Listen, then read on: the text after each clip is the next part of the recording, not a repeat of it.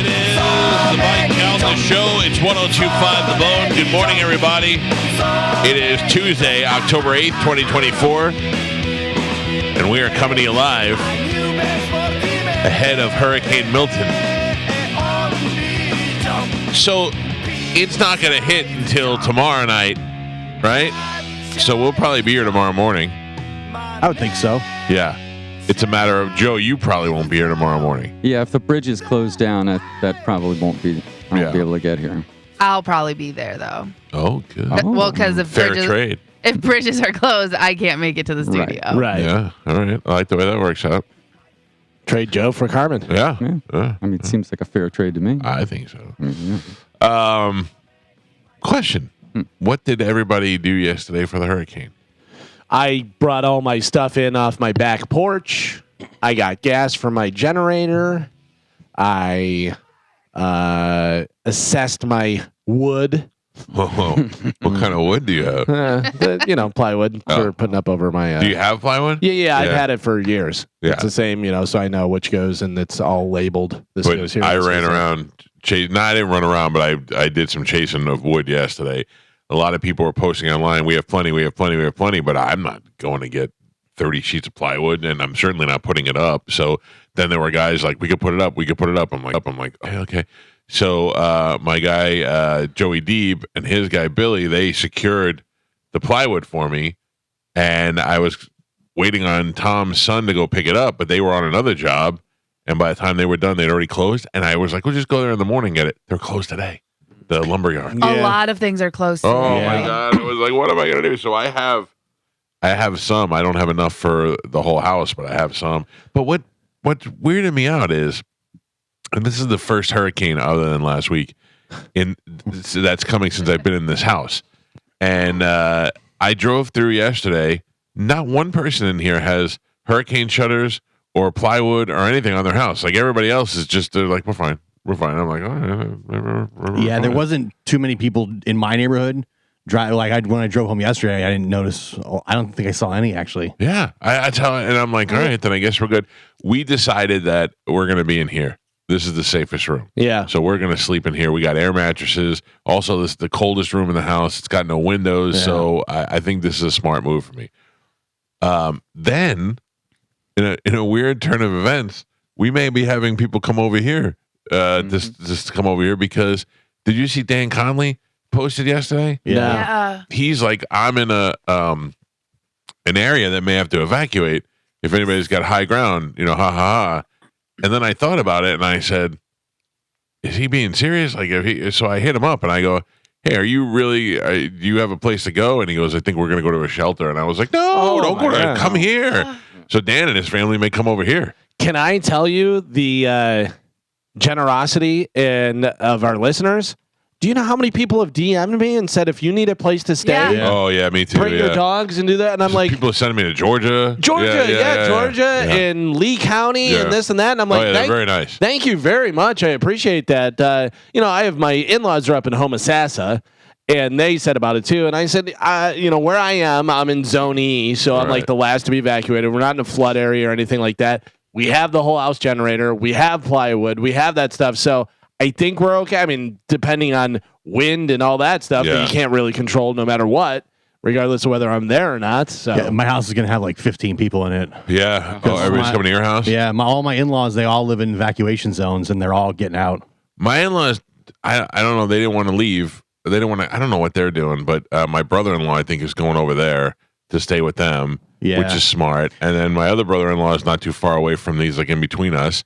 My father's staying home. My brother's staying home. So everybody's just staying home. Once they expanded it to Zone C, most of my in-laws we're out of here. We're not even because where are they in the Hudson, Newport Richie area? In Newport Richie. Newport Richie. My in-laws, they live downtown Newport Richie. So they're saying that's one of the most the hardest hit spots is going to be Newport Richie. Yeah, that's awful to think about. It's the storm surge is what everybody's worried about. Sure. The good thing for you though is you'll have a bunch of people that know how to fix stuff and build stuff and do everything all over at your house. That is true. Yeah, that is true. But yeah, we're gonna have like 10 dogs in my house and stuff. Nice. It's gonna be wild. But that's what I always told my father. I'm like, if you guys come here, And he's like, "We bring the dog." I go, "Yeah, we have a whole kennel system set up over here." Which, by the way, Joe, I need you to help me. Well, that's probably not today. That's tomorrow. You won't help me. I'll have my son Joey. Yeah, but if I'm not here, no, my son will help me. I gotta get. I actually need you to help me set up that cage. Very simple. Yeah, I figured that. It's like click, snap. Yeah, right. Listen, I'm not a very good click snapper. I'm just being honest with you. But I got to bring Ralphie in tomorrow because I don't think this is the one you want to leave him out for. No. No. He's got no door in his little thing, so I got to bring him inside. Here's something. What supplies did you buy yesterday? Supplies I have from the last one. I was very impressed with myself yesterday. I had everything. I have a lot of stuff to drink. Yeah. I mean, a lot of stuff. I have a ton of water. I have a ton of Gatorade. I have a ton of different stuff. Whatever. I have a lot of beef jerky. Oh, yeah. And a lot of canned, like stuff that you would go, okay, this is hurricane stuff. Yeah. I had to go buy. I needed duct tape, and I went to go buy duct tape, and the Lowe's that they built over here that I went to was not open yet. I thought it was open and functional, but it's not. Lowe's takes the approach of, we'll put our trees up first before we fill our building. Like they have 1 million palm trees out there. It looks like a Lowe's does. Yeah. But they don't have anything inside the store yet. I go, no, okay. But and then I was like, you know what? I know I have duct tape, and I went in my hurricane supply stuff, and I did. I had duct tape. Yeah. I'm pretty good. What are you duct taping? So I have a portable air conditioner, and it comes with a the hose thing and the hose thing in the window. Yeah. And you close the window and you put a piece in there, and then a hose attached to it so they could blow the hot air outside. So, I have probably the greatest setup in the world for that. I have a big portable air conditioner that is the size of like the biggest file cabinet. Right. You know what I mean? It's like probably about 5 feet by You're 3 making me feet. very jealous. Huge. And I have the way my shower is set up. It's a big walk-in shower, and it has a window on one end, so I can just put it in the shower area and put it right there, and it's That's perfect. great. Yeah. I have this this piece that fits in the window where the hose attaches to it and blows the hot air outside. Right. And even though it's in there pretty sturdy, I had to go duct tape it to make sure. Cause Sure. It's basically a hole going from in your house, so. And with wind and rain and everything going so on. I wanted to just make sure.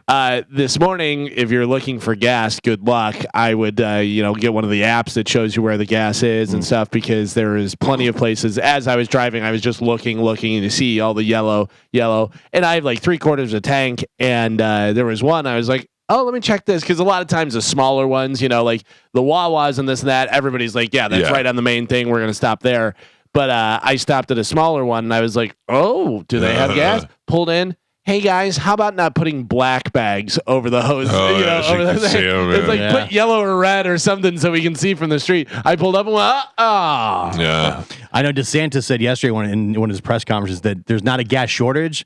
There's just a run on gas. So if you go back, they're regularly filling the stations back up. Well, I was saying the gallon. and they have a bunch of different apps that show you. So it's not out of gas. It's just taking time to fill it up. Maybe if they ran out, they let it stay out because they don't want to have all that gas during the hurricane. He said yesterday that they're, just be patient because they're continually bringing more gas to the stations. There's not like a shortage or a stoppage or anything like that. It's just there was a quick run on gas all at once. Everyone's filling up. Yeah, but he's like, if you're patient, they should be filling the stations back up. I left here yesterday and went to towards Starbucks where I usually go to meet my dad. I had to pick something up from him, and he happened to be passing this way. And it took me 20 minutes to get there, what usually is a 5-minute ride because of all the traffic. I mean, for a second, I actually got nervous. I was on the Veterans headed north at 11 o'clock, 12 o'clock in the afternoon, and I was stuck in that line of traffic, and I thought, this is it. This is how it goes. And I only had to go one exit, but all those people are just running for their lives. The video from helicopters of 75 and all the different stuff is crazy. I heard Ethan the other day, who was heading up to Atlanta, and he said, it took him 4 hours to get like 10 miles or something, crazy. Yeah. Oh, man. Who's going to Atlanta? Ethan, Ann Kelly, and who else? EJ. That's a fun car ride. Oh, are they together? I would assume so. They're driving together. Wow. Oh, that's hilarious. Because I told Aunt Kelly, I was like, oh, drive safe. She's like, I'm not driving. The boys are driving. I was like, road trip. Ethan is like a middle-aged rocker. Right. EJ's a big black dude. Yeah. And Ann Kelly is a old red-haired lady. Yeah. I'm sorry, I didn't mean to say it like that. I mean older. Come on, I apologize as I was saying it. It doesn't count. Well, you got to protect the Marconi winner. Yeah. How it is. They have her in Who did she bubble wrap. beat to get that Marconi? I don't remember. That guy Jack must have Harris. sucked. Yeah. Oh, that's Some no name. on air right now. Anyway, yeah, that's an interesting car ride. Earlier, getting gas though. Yesterday, I got gas at I don't know, probably 11:30 or something like that, and I was like, "Oh boy, here we go." And I took my son's car because he has a little crossover SUV, so I had the gas tanks in the back, and pulled right up, put gas in. One guy was like, "They only have 93," and I go, "Oh, okay," but they had 87. I was fine. Yeah. Put it in, and no big deal. Yeah, a lot of them they only had premium gas yesterday. Yeah. That's pretty smart.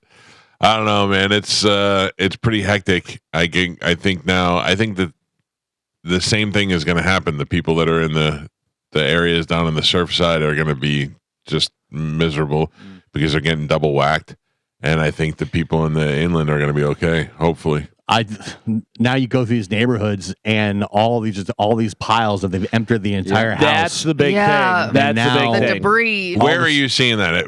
Down in Newport Richie? Newport St. Richie, Pete. Yeah. like all through Gulf Harbors. All This through was my brother Pinellas, who too. tell me, and like Oldsmar area, all through downtown St. Pete. You go down these neighborhoods, and it's just piles and piles in front of every house. All that stuff now is going to just go everywhere. Yeah, between the water and the wind, Yeah. one way or the other, I it's mean- moving from there, you know. Yeah, they were saying yesterday, secure your debris. How do you do that? You got your old couch outside. What are you going to move all your wet, gross furniture back into your house? And usually, if you're gonna secure something, you put your couch on it. Like you put Yeah. something heavy Yeah. on something Yeah. to make it so it doesn't move. People are trying, but there's not. They can't. Yeah. They couldn't pick the stuff up in time, and man. That's going to be crazy. But so just to tell you, this will be the plan. We'll be here tomorrow, and then Thursday will depend on how things go Wednesday night. If I have power, if I don't have power, then my option is to go to the station, which I probably won't be able to do because of the bridges. So I think that at that point, either they'll put those guys on, like Ethan. The reason he's going to Atlanta is so he can broadcast live. I don't know if he's necessarily going to do it on this station, but broadcast live in the Tampa station. Same thing with Ann Kelly and EJ. They're gonna be broadcasting live from Atlanta to be safe. As far as the bone goes, we'll either have somebody live in studio. I know Corey's going to be there tomorrow. We'll either have somebody live in studio, or we will flip it to Fox 13 so you can constantly get help. I opened up for the first time my hand crank radio. Oh, yeah? that I have. Yeah, but it's also a plug inside to charge it, and I turned the radio on for the first time and turned the dial to try and find the bone. Like I haven't turned the radio on and used a dial like that in years. And sure enough, I locked it in to make sure it was still working. I think I have everything that I need. I think I have. I'm going to bring 3 air mattresses in here after the show. I'm going to set everything up today. I'm going to bring the air mattresses in, and then I have all my supplies are in this room right here. I mean, everything. I have a whole giant locker just filled with hurricane supplies. All of the emergency foods in there. You want to give out your address so people can come by and just take it from you? Yes, I live at Whore Island in St. Pete. Yeah. I'm just saying, like, all my stuff is concentrated in one side of the house. So It's crazy to me this is going to hit overnight again. Like all these storms have to hit in the middle of the night where it's dark, you can't see, the power goes out. Like, it's so weird. Did you see everyone asking Alexa about it? yeah, Yeah, I'm just saying. I don't know if I trust that because we found out last time What with is the it, whole man-made? No, it said No. that it was Milton was a hurricane. What did it say? Carmen, that devastated everything. And that devastated the one that I saw. It was a girl in Naples, and she was like, "Where did the storm hit?" And it said, "What, like the city north of Naples?" Because I guess what they're saying is the south city of the eye, the south part, right, is where the most devastation will happen. yeah. So, but the girl was in Naples, and she was like, "What happened in Naples?" And it was like, "It was a devastating da da da." Yeah, but I mean, I think people Yeah, set those up. so. Yeah. Why? Because I why think would you it be can give tell you? it. Why would it give you the future? You can make it say whatever you want. Right. Really. Right. Yeah. Yeah, mine calls me Lord Best Buy. Yeah, it's still creepy What to do you hear do? though. It is. Are You you know? staying? Are you staying in the house? Yes. I'm in evacuation E zone, which is fairly good. That's lower on the list. Yeah. And then on top of that, my complex was built in the early 2000s. So our power is underground. Oh, nice. And I'm on the same grid as either a firehouse or the hospital. So I'm also really lucky that like my power would be one of the first to get turned back on if it does go off because of the grid that I'm on. Right. And basically, we have some trees in our backyard that may cause some debris. But other than that, because I live in townhomes, we don't really have a lot of stuff. Like, really, the only thing that I'd have to worry about is like the dumpster flying through my house. Oh, wow. And that's a big one, though. I was yeah, just but thinking, it's secure in like a brick house. You know what I mean? Like it has its own house that it lives in. Yeah. So like as far as that, like I'm pretty good. We lost power one time, and it was because a 16-year-old who just got their license drove into the power box. No. Carmen is team mom now. She's like a 16-year-old who just got their license. Like she's used to yelling at kids now. Well, I'm pretty sure she was not sober, but Oh. I was furious because it was a day that I was sick and I was staying home from work, and I was literally on my couch like dying, and it was awful. So it was traumatizing. by the way, Joe, that would be a good name if you ever want to retire. Whore Island Dumpster House.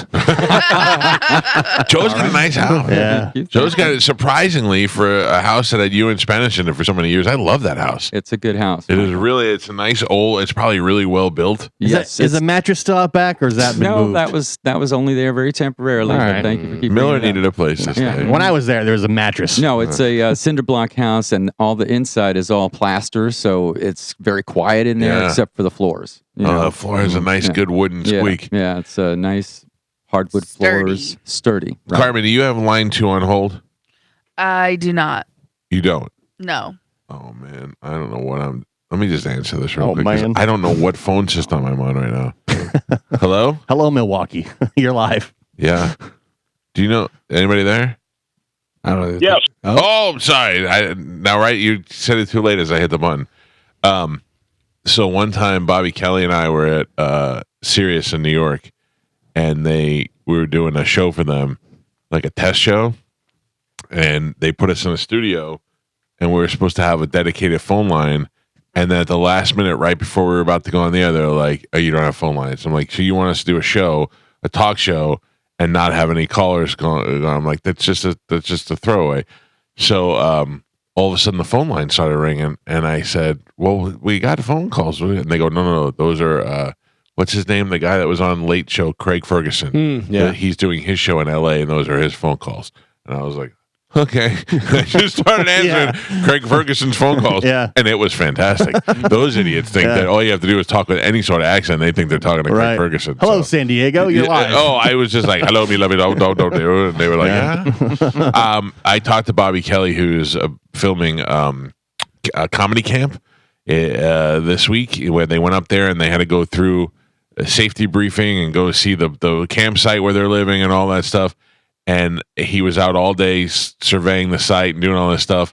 And yesterday, while I was talking to him, he fell asleep while I was on the phone. Oh, wow. He was like, "So it's going to be okay." I go, "Yeah." And he goes, I go, "Are you sleeping?" Oh, okay. He's never going to make it a comedy camp. He's never going to make it a comedy camp.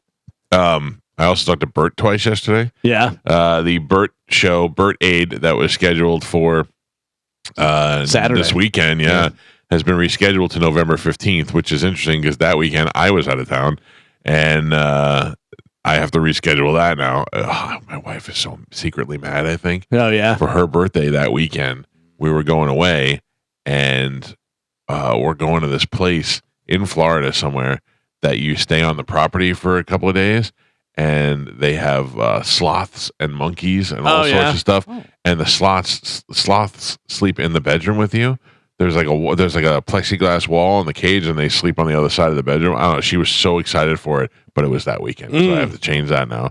But that show is November 15th, and all the tickets will be honored for that date. There are still tickets available, and if it sells well, you never know, there may be more shows added. But that is happening for sure. Burt Aid and Burt. Did you see the Burt Aid merchandise? I did. No, I did not. It's like the Kool-Aid logo, but it says Burt Aid, and there's koozies and T-shirts. They're up for sale, and all the profits go to Metropolitan Ministries. You know what else is supposed to happen that night? Uh-oh. Jake Paul versus Mike Tyson. Oh, that's that night? Yeah. Oh. That's November 15th. Oh. That's not happening. Right. Well, if it happens, that's what it's scheduled for. Yeah. We'll Do you see. think it's not going to happen for real? Who knows? There's no. I mean, it got pushed back last Yeah, time, because Tyson hurt his pinky toe or something. Oh, that was McGregor who hurt his toe. but Tyson got hurt. Yeah, Tyson had something. They going said a on. medical emergency. He's old. right. But Yeah. they keep saying like his people are saying they don't even want him to fight this fight because of his medical issues. Who, Tyson's people? Yeah. Yeah, good luck telling Mike Tyson you want him to do something. Right. But again, if he doesn't get cleared by the doctors, I think it's just a big promotion, just a big scam. Listen, if it is, they're geniuses. Yeah. Because we're it's all work- paying attention to it. Yeah, working. but also, you know how you get cleared by those doctors, Carmen, is they get a nice briefcase full of cash. Yeah, yeah. Starting to No, look yeah, a little he's bit. fine. He's But think about this: like they don't even have to fight. They're making so much money off of the publicity and all the stunts and stuff that they're doing anyway. Like, why would they fight? But are What's they the- though? Like, is there money being made there? I don't really Yeah, know. Like, I would imagine how Because are they gonna- they post everything on their social medias, like on YouTubes and stuff like that. So Jake Paul is getting all that money, so he's able to pay Tyson off of his account. You know what I Gotcha, mean? gotcha. Of the money that he's bringing in from YouTube, he just cuts Tyson a check, like, hey, let's just keep acting like we're gonna fight, bro. And then they keep making money, and they never have to fight. Oh, all right. It doesn't happen. I'm calling it. It's That's smart. wild. Dude, we're watching Fox 13 right now, and they're showing all the traffic headed up north. The traffic getting out of here, it looks like rush hour morning traffic, while the traffic coming in is barely moving. I mean, barely any traffic. They said they were also going to open the shoulders on the. They did, That yeah. way you can basically add another lane. Yeah, They said on I-4 they did that yesterday. Yeah. that's crazy. How dangerous that is to be driving 4 wide on 275. Yeah. But it's also like if you haven't left by now, I think you just need to find a place to hunker down, right? Or Yeah. are we still like in the you can get out mode? Yeah. Well, the people that are getting out are getting out. I mean, the smart thing would have been to leave at 2:00 in the morning. Yeah. Because that's when the least amount of people You still there. got all day today, and then it's supposed to start getting, like tropical force winds midday tomorrow. Yeah. So you still got a little bit of time. But remember, I think it was Sandy. It was headed straight towards us. It literally took a nap, went over Tampa, and then hit Orlando. Yeah, I and like that. And destroyed Orlando, which is where everyone from Tampa went to. Yeah, So that's it's almost fine. If I'm in a you hotel never and it know. gets destroyed, that's fine. I'd much rather have that than my house. Yeah. I don't But know. This is it's- getting me a little nerve wracking. Right? But you know what's really bothering me the most? I mean, this bothered me the whole day yesterday. Generac commercial still on TV. Stop teasing me. If you can't come over and put one in today, Dude, my social media feed, every advertisement is about a generator or some type of battery power pack. But they never said they were putting it in today. You could have had 14 different Generac generators put in. yes. Yeah. But I'm just saying, it's now at this time, I saw more Generac commercials than ever before, and I want to be like, listen, if you can't come over today, don't show this to me. But like, what better time to advertise than right now, where they Yeah, go, everybody's freaking "Hey, out." stupid! Yeah. Remember when you were going to do it and you didn't do it? Because Well, stupid goes, well, we made it through another hurricane. I guess we don't really need the generator now. Yeah, that's stupid. rather I'm have telling it, you, not use it. I already got a guy. He already gave me an estimate, and the whole thing, he said by the end of this year, it'll be done. He's behind, and by the end of this year. If anybody wants to outbid him, let me know. Well, I think hurricane season ends November 30th, so you got time. I can't believe the lumber place is closed today. That's bugging me. Like, Wow. you think they got one more solid day? Yeah. A whole day of, I mean, at least for business reasons, it's one more solid day of selling plywood. Yeah, but you have to think they're like, if they haven't gotten it yet, then they're just idiots. Yeah. No, but I mean, I've never had a hurricane in this house. I wouldn't even know what to do. Like, I only have right now 14 sheets of plywood. I probably need 30. So I'm not going to be able to cover every window, but I'm going to try and cover some of those double doors that I think could come blowing in. I don't know.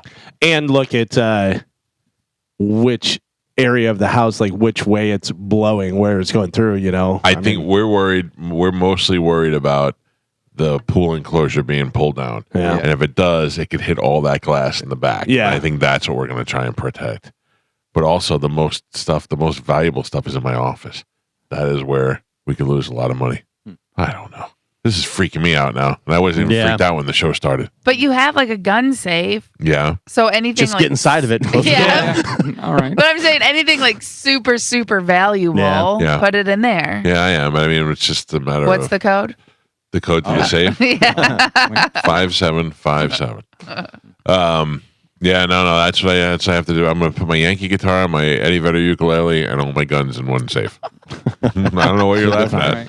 That's your precious That's item. my precious items. I only the rest of it I can deal with. Okay. I mean, think of it. Most of our pictures, especially of the kids, are all digital, so I'm not worried about that. The house is gone, but we have the ukulele. We have the ukulele, and we rebuild around one piece of memorabilia. And then Eddie Vedder hears the story, and he's like, "Oh my gosh, I need to go help Mike Calta." Yeah. And you guys become friends. He bugs me now. I so much talking about politics and all that other stuff. Get rid of the ukulele. Who cares? Let Right. it go. Love the ukulele. Throw it into the Stop storm. Smash it over his head. Yeah. What are you going to Stop do with You it? kids are being ridiculous now. Yeah, I'm going to was play it- songs to my children when we have no power. Do you know how much more that ukulele would be worth if you smashed it over his head and just had pieces of it? Yeah, Carmen, I just see me at night trying to entertain the kids with the ukulele. You do? No. Okay. No, in fact, it's one of the things I keep telling these idiot kids of mine to make sure their iPads are charged and all that so they can get a good run out of it tonight because last time, the first hour of wind, we lost the power. So if we lose power early, we're looking at 24 hours at least with no power, maybe more. I was like, how long were you without power last time? It came back on at like 3:30 in the morning and then went back out again. Right. But then it came on like, I don't know, because I fell asleep. It came on like sometime probably around 8 o'clock. Okay. Yeah, so I would say less than 24 hours, but still a good solid day, you know. Right. And which is definitely livable. It's we're spoiled and we get annoyed by that, but it's definitely livable. But the thing is, these kids are gonna realize we have no TV, no nothing here, no internet. That's what they're really. I was just thinking. No internet. Do I have a DVD player? You know what I mean? Because if I have power, I'm not going to have any internet, so I'm not going to be able to stream anything, cable, any of that stuff, whatever. Yeah. Do I have a DVD player? Your son has a game console. Oh yeah. There you go. There you go. You have a generator that operates your whole house, or just certain things? Well, I mean, it can do my whole house. Like whenever my electrician put it, he goes, you can run pretty much your whole house off of this. I go, really, all I need though is the bedroom and my refrigerators. Yeah. And be able to run the AC and stuff because we'll just, stay in the bedroom, watch DVDs, and have a AC in there. And my refrigerator is pretty empty. Yeah. I mean, because we didn't have any. Yeah, we emptied our stuff out. We have some stuff like I have prepared the ultimate. I am picking up coffee today from Starbucks, and I bought a whole new thing of creamer, and I have a special cooler for the creamer that I'm putting on ice. I was going to say we need to talk to Joey today. I already got it hooked up. Good. I'm going there right after the show. Perfect. You have a problem. Yeah. Well, listen. At least I got it. I got it taken care of. But also, that's you can always just mini fridge and put your creamer and different stuff in there. And plug it in the generator. That's true too. So that's not going to pull a lot of power. No, I think we're going to lose power for a long time. I was talking to my neighbor. I was talking to my neighbor, and she's like, "This is the first hurricane we're going through." And I go, "Do you have a generator?" And she goes, "Yeah." And it was in the box in their garage and stuff. And I go, "Have you ever used a generator before?" And she goes, "No." And I go, "Okay, well, you want to get it set up and stuff." I go, "You put the oil and gas in it." And she goes, "It takes oil." And I go, "Oh boy." I go, "Oh boy." And she goes, "Where do I get?" I go, "Normally it'll come in the box. They'll have a thing of oil, but otherwise you could get it at one of the Pep Boys or wherever, buying stuff." Because Ian was saying there's still people that don't have power right now from last week. Ugh. I'm telling you right now, without Tom, I don't think I would have been prepared for anything. Yeah, anything. Tom is out at 11 o'clock last night securing wood. I want to tell you, I could tell you this. I think Tom stole the wood. Oh no! He got me. No, not from a store. Not from a store. Like construction site. He paid for it. No, he paid got for it on the sly. No, I think so. The story goes that he was that they were out of wood, and he was in the store, and they were out of wood, and somebody had a bunch of wood on a cart and left the cart for a second, and Tom took it and ran it through the self checkout. Hey, don't leave your cart. You gotta do what you gotta do. Yeah. Wow. Yeah, That's kind of like how many pieces you say you needed? It's kind of like protect yourself at all times. Oh no! So I think that's what happened. So hopefully this morning they'll come and get it put up. And You just took it from a little old lady. I didn't. This guy didn't take anything from anybody. This guy is just a recipient. Boss, I'll do anything for you. Yeah. Why is he from Brooklyn all of a sudden? and from the 20s. Yeah. Now listen here, boss. What does that sound like again, Tom? Hey, boss, I'll do anything for you. See you in the funny papers, boss. I'm not good at accents. I don't know if you know this. Cody Tucker had the best video yesterday. I reposted it. Did you happen to see it? I saw Yes. part of it, which was like the origin of Break a Leg. Did you see that? You know when somebody's performing? Yeah. I had always heard. I forgot what the story I heard was. You don't want to wish them good because that was bad luck. So you say break a leg, but that's not the case. Because the fates are listening, and if you wish someone good luck, they'll go after you. But that's not it. No, that's what I heard. Oh, I know. Yeah, I remember. So back in the olden days, they would pick their chair up and slam it against the floor instead of clapping because it was louder. And the chairs were made of wood. Chairs were made of wood, and they would break a leg. So if you were so good, they would break the leg on the chair. Oh. I never knew that. He's very smart. And then the other thing, I like this one, the fairies in the trees. Yeah. Where why you knock on wood because there's fairies or whatever in the Pixies trees live in the trees. that will give you good luck. So before a performance or before something, you would go knock on the trees to let them know. Yeah. And that's where knock on wood came. I thought that was pretty cool. Yeah. I didn't know any of that stuff. That was a good video. Yeah. Joe, you were there. You knew. Yeah, that's right. He was Joe's a pixie, in the yeah. tree. I watched two of the dumbest people I've ever seen on Jeopardy last night. Oh, really? Oh, man. One guy won with like $28,000, and then the other two were like in the negative. They were at the end. They were just terrible. The one guy in the middle was so mad. He answered like 4 questions and got them all wrong. That's why I don't ever want to go on the show. The chills that guy must have been feeling having answered all his questions wrong and just being on television. All right, let's take a break. When we come back, we're going to play Sporcle. Carmen will tell us what we have to give away. And don't forget that Bird Show has been rescheduled to November 15th. I'll keep reminding people that during the day. 800-771-1025 are the phone numbers. Now, Carmen, you have nobody on hold? There's one person on hold right now. On 3. Yes. And what about line 1? That's ringing. Okay, good. I don't know if my phone system's working or not. That's what I show right now, but it seems I'm having some issues. Can you have Tom answer it? Or Yeah. Tom, what would you say? Yeah, boss, I got it. We'll be back with Sporcle next on 102.5 The Bone. All right, Carmen, what do we have to give away today? Okay, so we have tickets for Lightning vs. Wild happening December 24th. December? October 24th. Oh, okay, good. October. Yeah. Blah, blah. Experience Hendrix, Yep. Brian Regan, Daryl Hall, Reggae Rise Up, TSO, Thomas Rhett, and pew, pew, pew, the Mike Calta Tailgate. I feel like I want to go see Daryl Hall. Well, that's what I was going to say is, listen, John Oates, great songwriter, adds a lot to it. But if you have to pick, you're going Daryl Hall all day long. You go in Daryl Hall, but you don't realize how much Oates puts into that music. That's what I'm saying. Yeah. But you can easily enjoy Daryl Hall. If you go just see Oates, it ain't happening. No, that's true. Yeah. Ladies and Oates gentlemen. is mainly the harmony, right? For the most Yeah, part. and he's songwriter. He does a lot of stuff like they do, but Daryl Hall's amazing. Let me just show you. Ladies and gentlemen, Daryl Hall. Ladies and gentlemen, Oates. Yeah. It's a different. It's Great totally mustache, though. different. Yeah, I mean, look, You need together, them both. they were good. They were a good combination. You want them both. You don't need them You don't both. need You need them both. If you're, but also if you have the choice, you're seeing Daryl Hall. Listen, I'll see Paul Simon over Art Garfunkel. 100%. It is. Yeah. All or nothing. Garfunkel better voice. You're not going to see Garfunkel. No. Yeah, and Garfunkel better singer. Yeah. Just like the Beatles, Paul McCartney, you'd rather see Paul McCartney, I think, out of the Beatles, out of any of them. I think you'd get a fight there on Paul and John.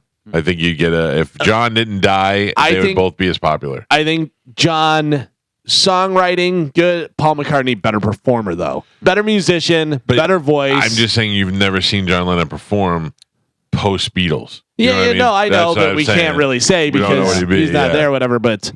In my I mean, look, in my I get opinion, it. John Everybody Lennon likes held them down. All right, Carmen, let's give that stuff away with a little bit of Sporcle. Here we go. Carmen is the keeper of Sporcle. Pap is your judge and scorekeeper. Carmen, What are we playing today? All right.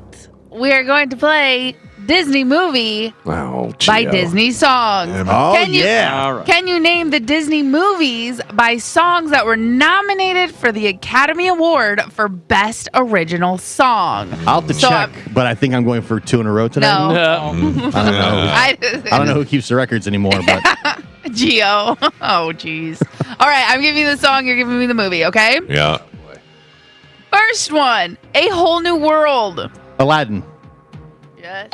Come on. What's going on? Almost There. Fievel. 2009. Almost There. Homeward Bound. Tangled. The Princess and the Frog. Baby Mine. 1941. Fantasia. No. Was that a thing? Baby Mine. Mary Poppins. Snow White and the Seven Dwarfs. Dumbo. I hate this game. Belle. Beauty and the Beast. Geo. Bibbidi Bobbidi Boo. Cinderella. Mike Calta. Yeah. Can you feel the Lion King. Mike Calta. I See the Light. 2010. Frozen. Up. I don't know. I See the Light. 2010. No. Tangled. I just said that. Great movie. How Far I'll Go. Tarzan. Nope, that's not. 2016. Yes. Mike Calta. That was a pure guess. Go the Distance. 96. The Hunchback of Notre Dame. No? No. Go the Distance. Nightmare That's on Elm called Street. Something else, that movie. I can hear the song in my head. Hercules. Oh, yeah. Is it called Hercules? Friend Like Me. Toy Story. Toy Story 2. 92. Friend Like Me. Oh, Friend Like Me. Yeah. Oh, Aladdin. Yeah. No point. I hate this game. Down in New Orleans. Princess and the Frog. Geo. Colors of the Wind. Pocahontas. Geo. Shit. Someone has daughters. Creepy. And Pap Pap. We're halfway there. Galvin is not on the board. Proud of it. He has 0. Michael has 3 points, and Gio is your leader right now. He's winning with 4. All right. Disney movies by Disney songs, originals.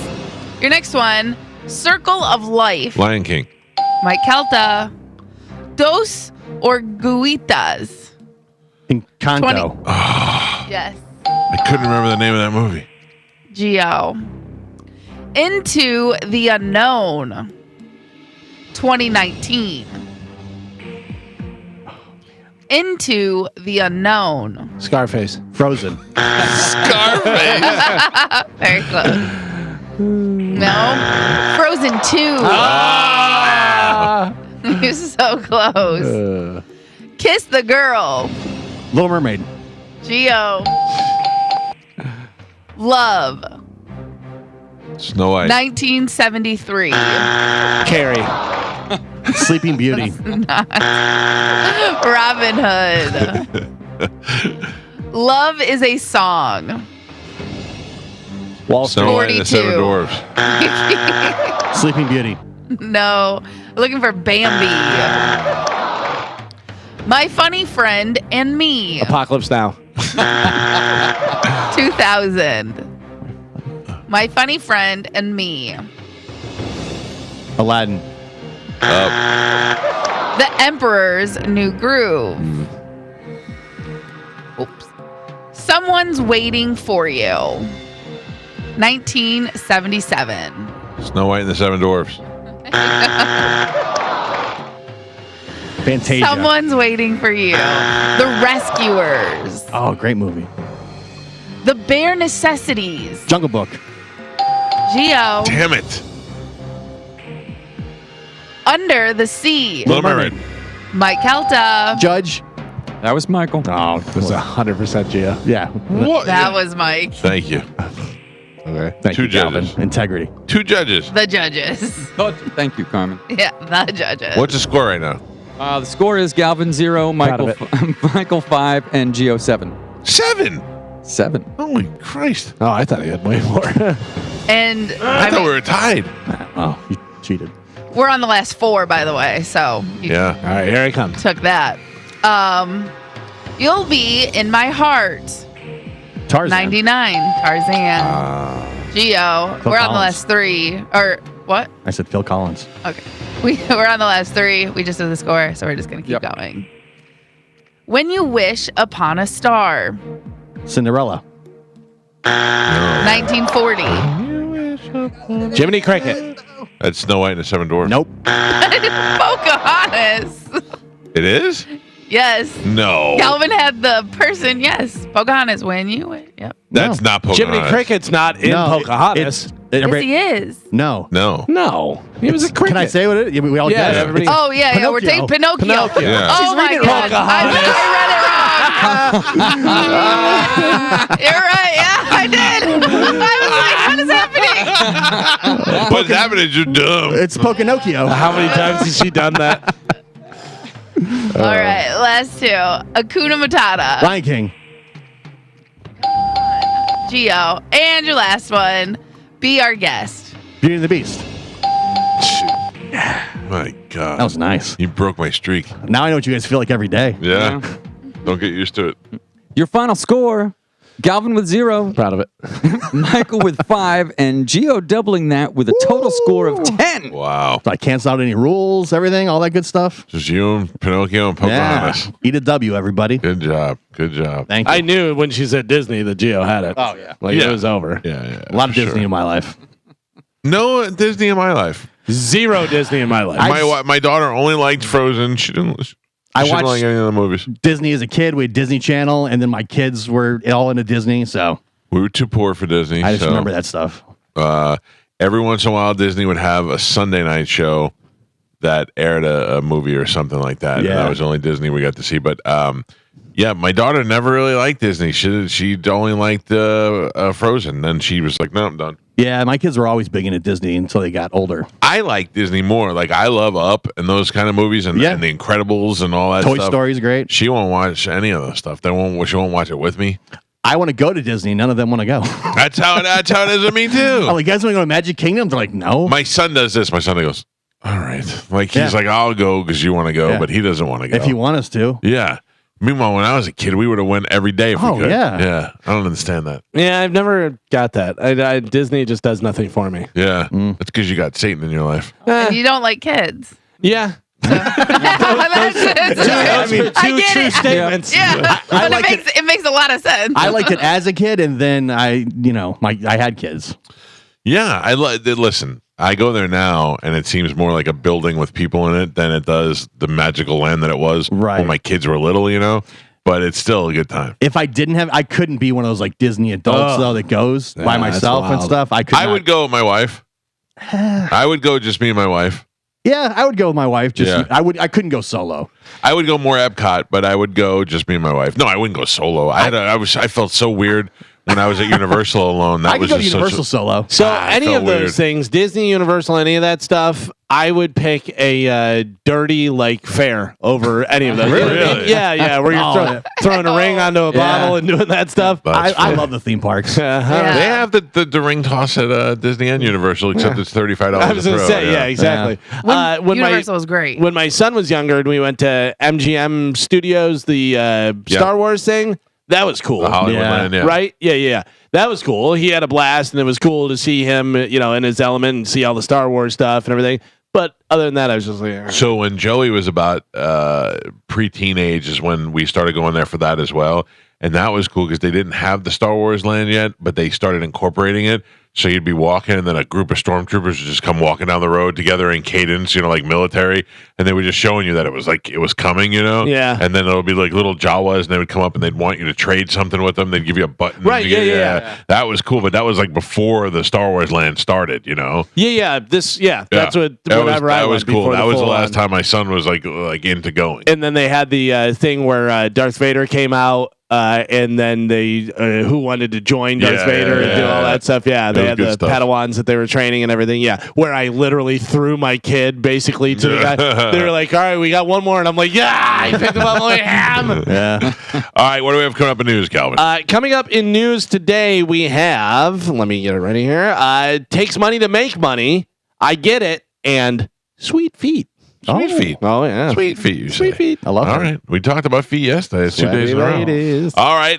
Galvin Edge News. We'll take a quick break, and we'll do that next. It's the Mike Calta Show. This is 102.5 The Bone. Carmen, Yeah. don't be so enthusiastic for the show.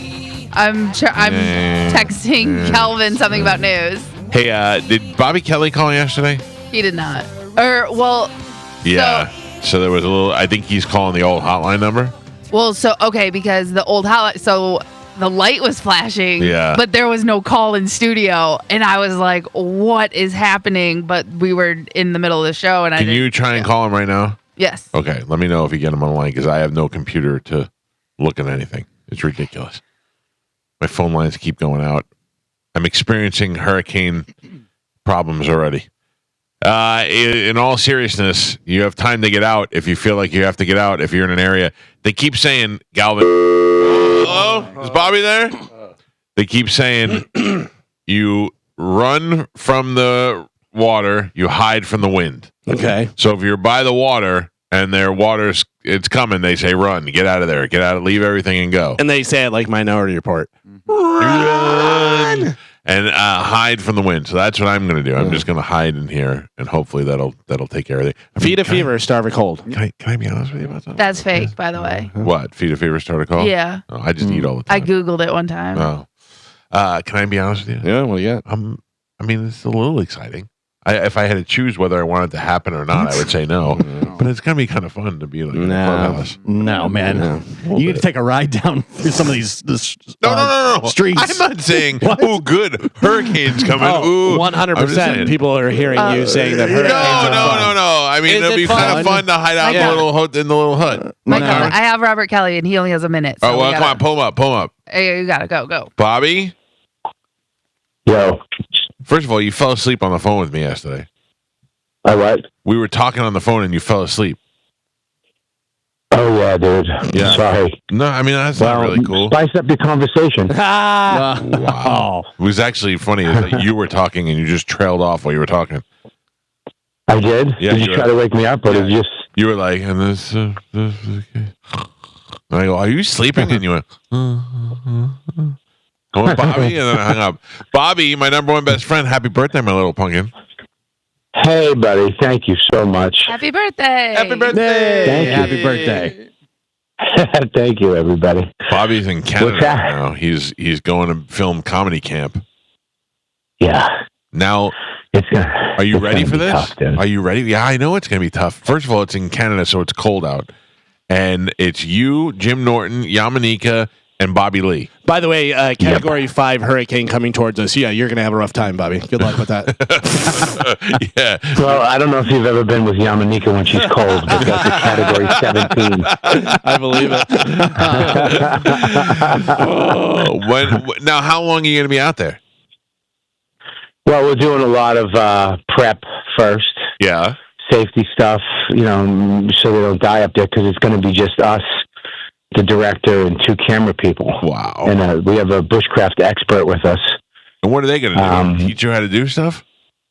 Yeah, they're going to, we had a whole crew of bushcraft people go up and build, like up way up in the woods, like a site, like for the show. Yeah. So they built all this stuff with stuff around. They brought some stuff up, but most of it was built from around the forest right there. So, and we got to hike up there, and then we're staying there, and we have to, you know, they're going to be learning how to do stuff, and every day they get badges, like a little Girl Scout badges every day, and then whoever gets the most badges at the end of the 5 days wins comedy camp. Oh wow! And oh wow, it sounds great. No, yeah, but you got a little bit of an edge. You're kind of a bushcrafter, and Jim Norton's not, and Bobby Lee is not, and I don't know about Yamanika, but she doesn't. Yamanika's not. Doesn't Just say sound it. She's like not. she would be a bushcrafter. No, she's not a. Relax the way you say that. But yeah, dude, it's Jim Norton's been complaining since he got here. Yeah, I bet. I saw the video. Okay. I saw the video clip of you guys the other day, and Jim Norton said, "I wish that they would have stopped me at the border, that they wouldn't have let me through." Yeah, dude. Bobby Lee was like, I think I made the wrong decision. Yeah, we were just in the woods yesterday learning some stuff, and he's like, I think I fucked up. Oh, he can't say sorry, Bobby. We're on the air. We're on radio. Yeah, I'm so sorry. I get it though. I get it. I'm sorry. I think I messed up. I forgot. Listen, I'm so under stress right now. Yeah. Because they can't leave, and we haven't gone up yet, and they want to leave. Like, yeah, that'll make for good TV though. Yeah, but what's going to happen is like they're complaining about like the hotel, the restaurant. Like, do you understand? Like, bro, listen to me. Listen to me, dude. There's no, like, we're not going to have phones. Yeah. We're going to be up for 5 days. Right now, it's freezing up here. We're in the mountains of Canada, 3.5 hours up from Toronto in the woods. And I don't think they're sleeping on the ground on an air mattress. Oh. Yamanika's hotel room was 100 degrees. She keeps saying, I'm anemic. I'm like, I don't know what that means. But you know what we're doing, right? We're going into there's no switch. Who turned you down? You can turn on. Who turned you down for the show? Nobody turned me down because really?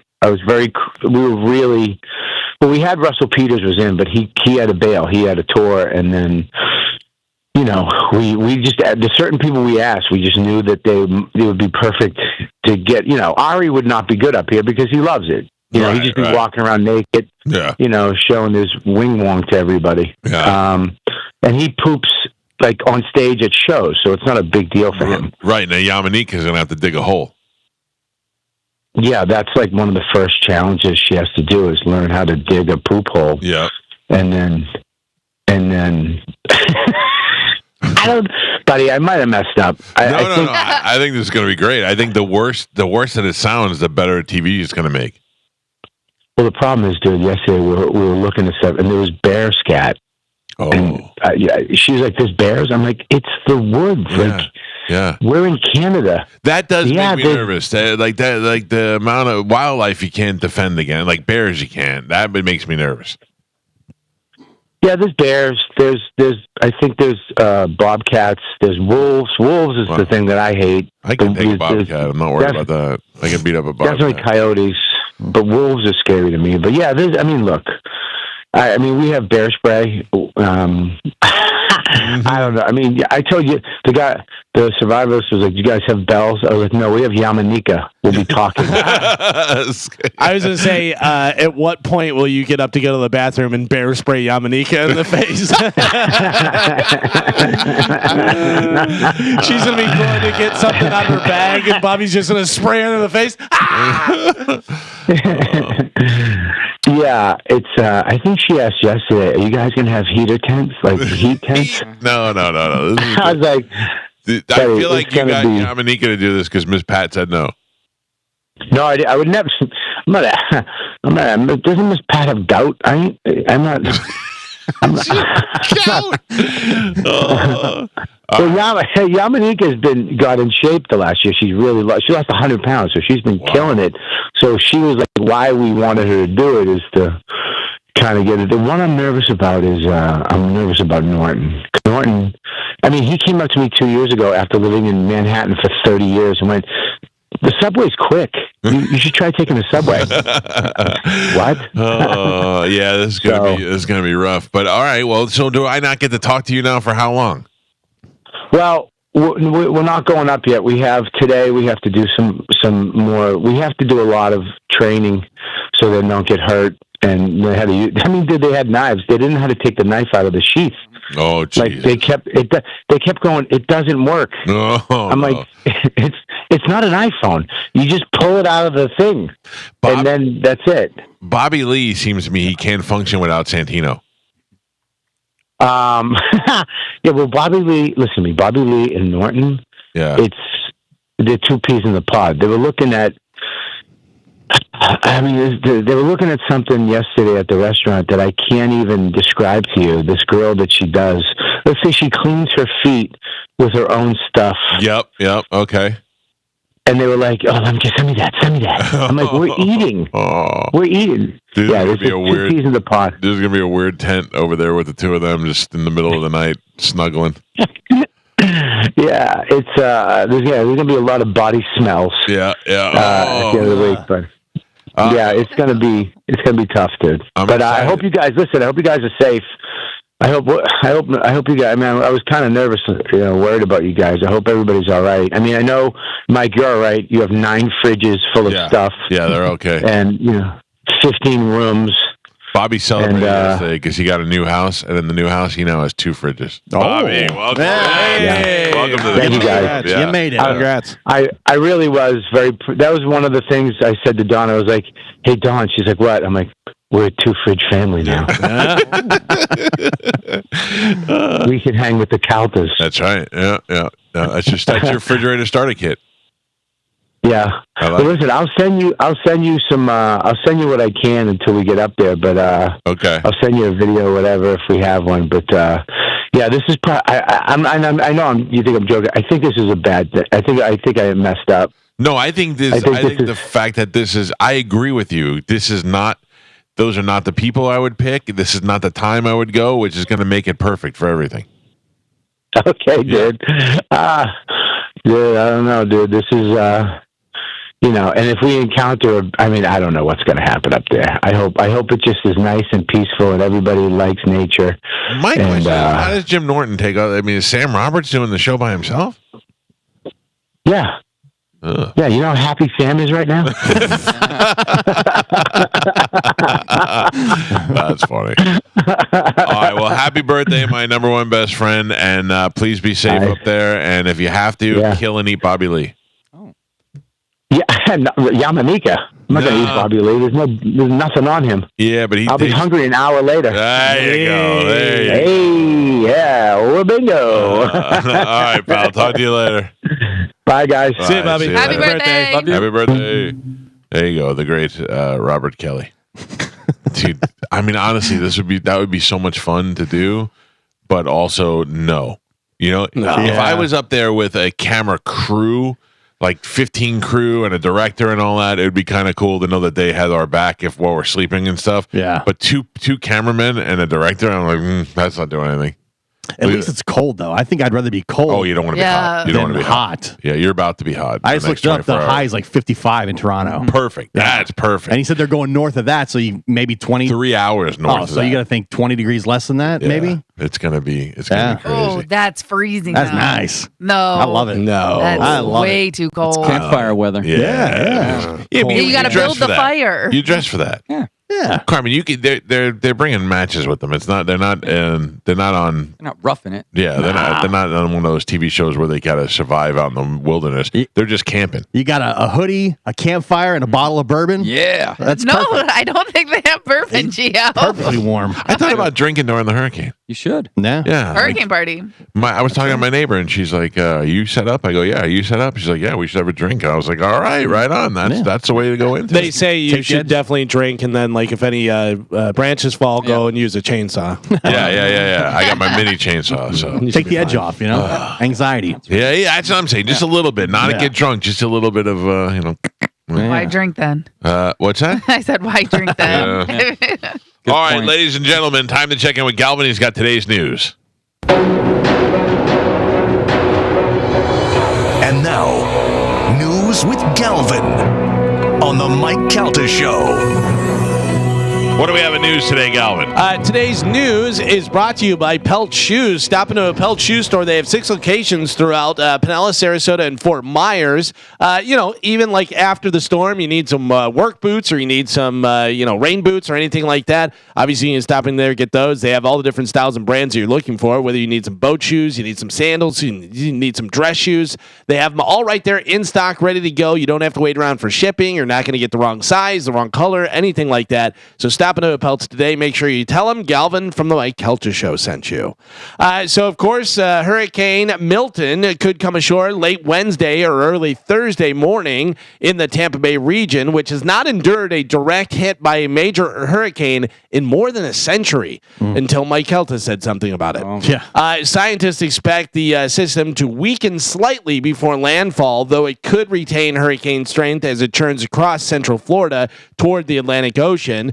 That would largely spare other states ravaged by Helene, which killed at least 230 people on its path from Florida to the Carolinas. Florida Governor Ron DeSantis said on Monday that it was imperative for debris from Helene to be cleared ahead of Milton's arrival so the pieces cannot become projectiles. More than 300 vehicles gathered debris on Sunday, but like we said, there's still a ton of it out there. I mean, you can't get it all. And then this was pretty interesting. Here's what Governor Ron DeSantis had to say about Kamala Harris and the hurricane and what she said about him and back and forth. Here we go. Take a listen. Here we go. And we've been laser focused on leveraging all resources available, including from the federal government. And I've been in touch with both FEMA and the president, as well as marshaling all our state agencies and working to support our local communities. And so for Kamala Harris to try to say that my sole focus on the people of Florida is somehow selfish is delusional. She has no role in this. In fact, she's been vice president for 3.5 years. I've dealt with a number of storms under this administration. She has never contributed anything to any of these efforts. And so what I think is selfish is her trying to blunder into this. No. And here's the thing. She has no role. No, she has no role in this process. I'm in contact with the President of the United States. I'm in contact with FEMA director. I'm obviously managing all our state agencies. We're supporting all our local government. And I will say this. I've had storms under both President Trump and President Biden, and I've worked well with both of them. She's the first one who's trying to politicize the storm, and she's doing that just because of her campaign. She's trying to get some type of an edge. She knows she's doing poorly, and so she's playing these political games. I don't have time for political games. I've got people whose lives are on the line. I've got people whose homes and their possessions are on the line, and we are focused 100% on that mission. I'm not worried about playing her political games, and so she is being selfish by trying to blunder into this when we're working just fine. Wow. There you go. What was that on, like Fox News? It was on Hannity. Yeah. Interesting. I don't know how. I didn't see what she said, but she said that DeSantis turned down her phone call about the hurricane, and he said she never called. Yeah. So how is that? He said, she said, I guess. But yeah, so he said that she called, or she is claiming that she tried to call DeSantis. He turned down the phone call. Wow. But also, he's saying, I've never dealt nothing to do with her the whole time. Right. So it sounded like he did turn down her phone call. It sounds like it. It sounded like he was like, why bother now? But it's also clear that, she's running for president. So she's like, hey, let me try and do something here so it looks good for me. Yeah, but also let me let the people know that I'm interested in helping out. But why didn't you help out last year or the year before that? Because she's the vice president. It wasn't her position. But as somebody still the vice president. But as somebody who is a would-be president within a matter of months, she, a potential would-be president, she is going to say, look, I get it. I believe she did it for political reasons, and I believe he turned her down for political reasons. I think it shows us that they're both scumbags and that we are the ones who suffer. That's the truth. By the way, I love that he says I have peoples. Peoples. Yeah. I have peoples. I was wondering if that was the correct pluralization. And double down on it. Yeah. It's true. I have peoples that are needing this. I have peoples that are okay. He did say double peoples. Yeah. I'm not a big fan of DeSantis, but I do feel that in these storms, he does do a very good job. But also her, and I don't know whether she actually said that, this him saying that she said that him being focused on the people of Florida, is a problem. Like he's not the governor of the United States. You know what I mean? Right. And he even said, he's like, listen, I'm talking to the president. I've dealt with Trump when he FEMA, was. I've done yeah. like. I really do think DeSantis handles these situations good. With And he with lives his here. little white boots. Yeah, little white boots. With lifts in them. Yeah, when somebody put him in the stripper boots with the heels. Oh my God, that's such a terrible picture. But now everybody, all these dumb politicians are going to try to take advantage of the situation and politicize it any way they can. Yeah, that's going to help their campaigns. It's just disgusting. How about this? So we go from one big thing to another. Starting in April, Mega Millions tickets are going to cost $5 per play. Oh, I'm way out now. Well, from $1? No, so it was $1. They raised it to $2 back in 2017. Hello? And then get your floppy breast off the board. I'm kidding. So the increase marks the second price change in the game's history following the shift from $1 to $2 in 2017. The ticket adjustment comes as Mega Million launches Mega Changes to its game in April with plans to be bigger and better than ever, the company said in its news release. Among the changes include improved odds to win the jackpot and larger starting jackpots. How can they improve the odds, though? If they take a number away or if they do something, if they have more payout, like, for how many numbers you hit. Okay. Or do they could be increased? Or do they think because they're raising prices, less people will buy? So that that doesn't matter how many people buy. It's the numbers never change. You know what I mean? It doesn't matter how many people buy the ticket. That just goes into the price of the jackpot, whatever. But the actual odds of winning stay the same because it's you're just like if you the have numbers. one ticket or 1,000 tickets, your odds are the same. They don't change.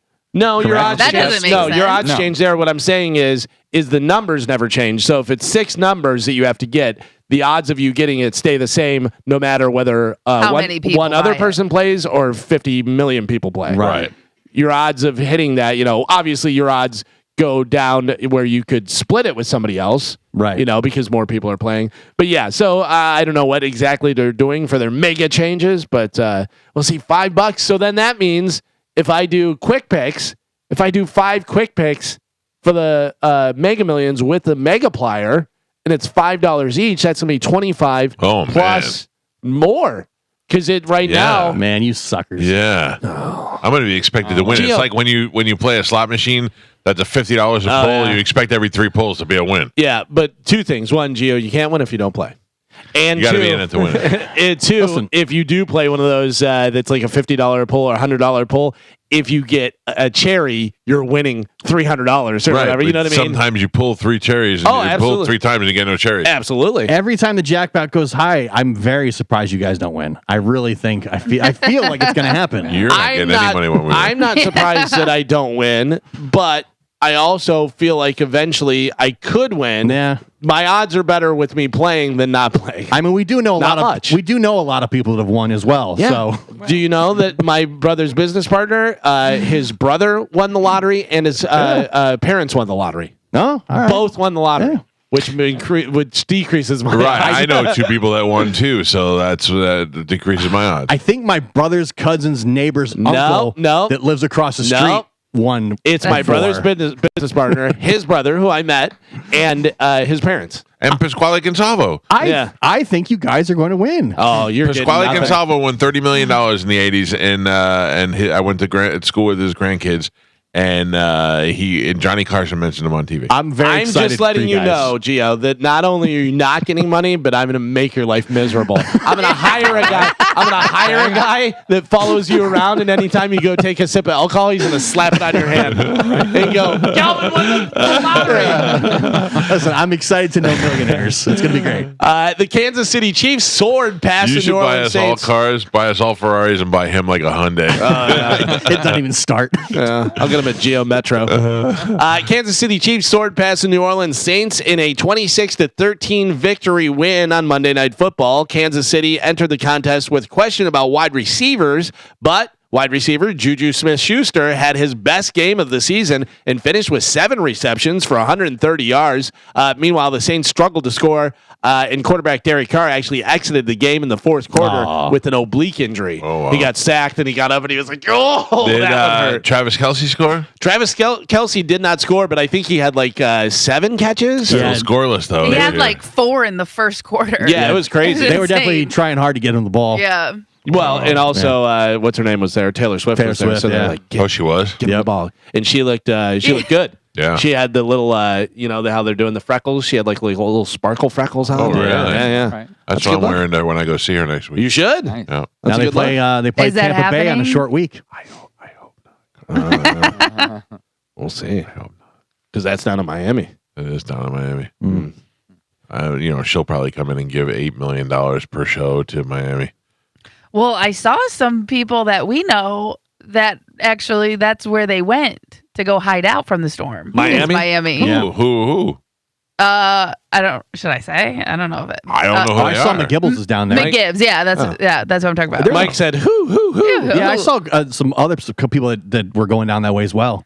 Yeah, Right. I don't know. Nothing would make me want to go down there. Well, there's no. I mean, if you're escaping tropical force winds, I don't feel like that's no matter what. Miami's not never escaping safe. it. Yeah. Yeah, Because they're like the lowest, right? They're like under sea My level. brother-in-law it's going owns northeast though. my brother-in-law has a house in a cabin in Georgia. How he's not there, I don't know. Yeah. I would Yeah, have that would just make left sense. immediately. But sorry. I was going to say, by the way, Travis Kelce had 9 catches last Yeah. night. Great. Yeah. But the crazy thing is like think about the last storm. Helene went all the way up to like South Carolina, so you're really not safe anywhere. It could take a turn, or you know what I mean. Yeah, It but could I go mean, to Georgia. right now it's directly Right. headed here. It's safer to get out of here Right. and go up there. And he's already got the place up there. So if I were him, I would have grabbed my in-laws and I would have went. But he was supposed to be out of town. Get this, he was supposed to be out of town, and he went to the airport yesterday. And at the airport, they canceled his flight, but sent his luggage.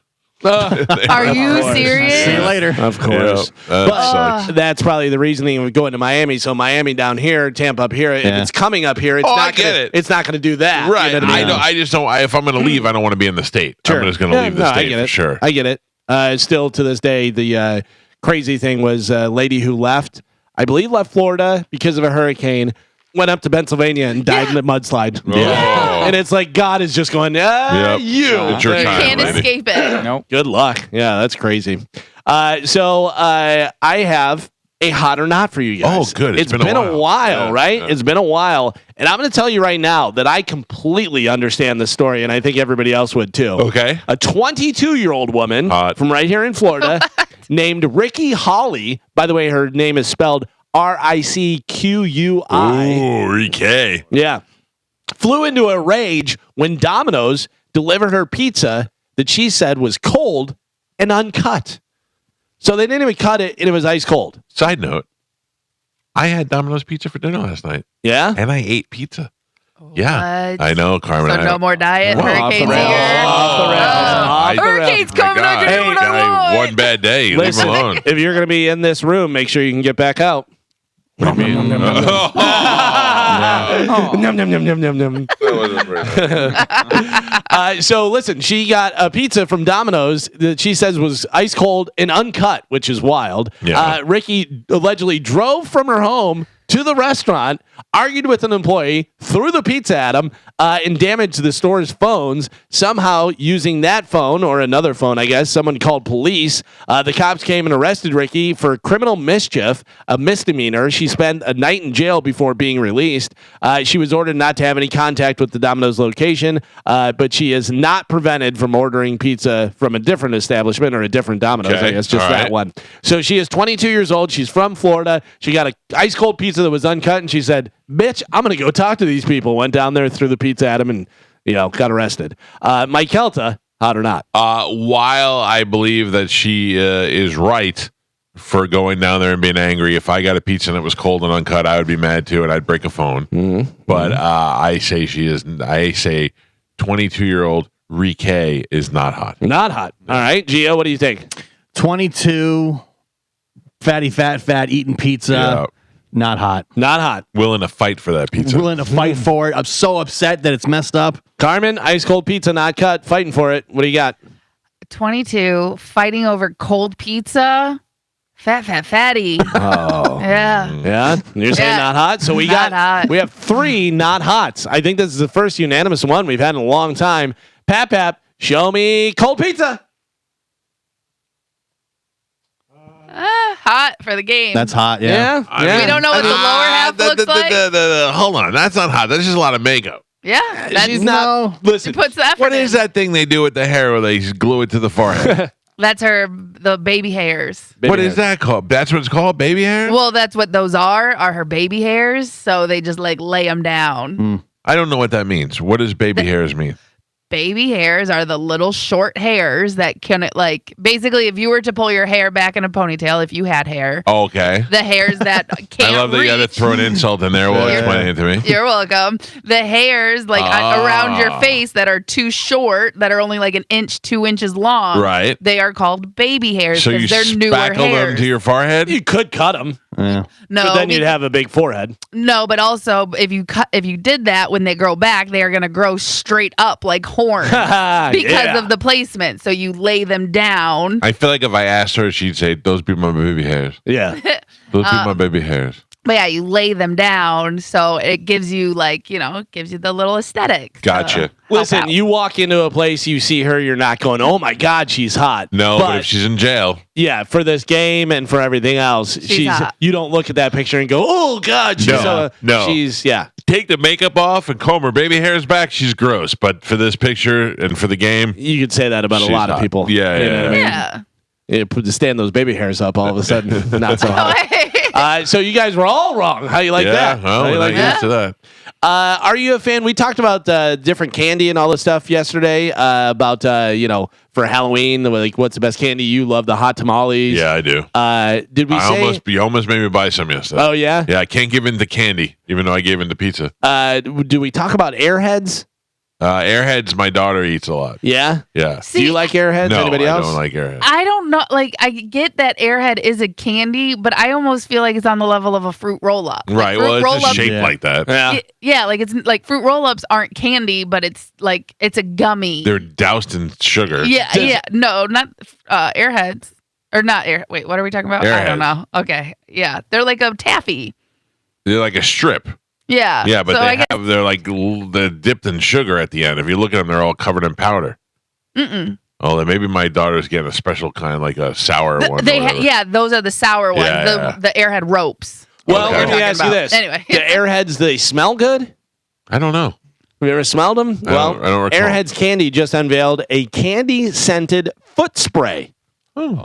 You can sign up to win a can of it next Monday if you go to airheadsfootspray.com. Listen, I have been spraying my feet with Tenactin? no, the other one with an L, Lotrimin, maybe. Okay. No, I don't know, one of those because I'm wearing these slide-on shoes with no socks. My feet are starting to stink. Oh. Yeah, it's starting to get bad. I got to put some Airheads in my shoes if I could. Do something about it. I need new shoes. I'm sitting here addressing the problem and saying my feet stink. I'm trying to make them better, and you guys are like, ugh. I mean, it shouldn't get to that point. Right. Sorry. Like fix it before it gets that bad. Yeah. You fix it. I'm trying. Maybe don't wear slip-on shoes if you can't handle the heat. Like clammy feet. Yeah. And also to help with that problem with those shoes, you should be spraying them with like vinegar or vodka, like any type of like cleaning solution, because that will happen. Hey, Clarence, sorry to interrupt you. Turn up Fox 13 if you can so we can hear the governor is speaking. Let's just hear what they're saying. Johns River. 10 to 15 feet peak storm surge is forecast for the Pasco Pinellas County line all the way down into the area where you have Manatee and Sarasota. 5 to 10 peak storm surge is forecast from Yankeetown southward and then from Englewood southward to Bonita Beach, including Charlotte Harbor. So that almost entire west coast of the Florida Peninsula has the potential to have really, really significant storm surge. And when you're talking about 10 to 15 feet, that's obviously major. But we saw what even 4 feet did with Hurricane Helene in some some of these communities. And so this is something that's really, really significant.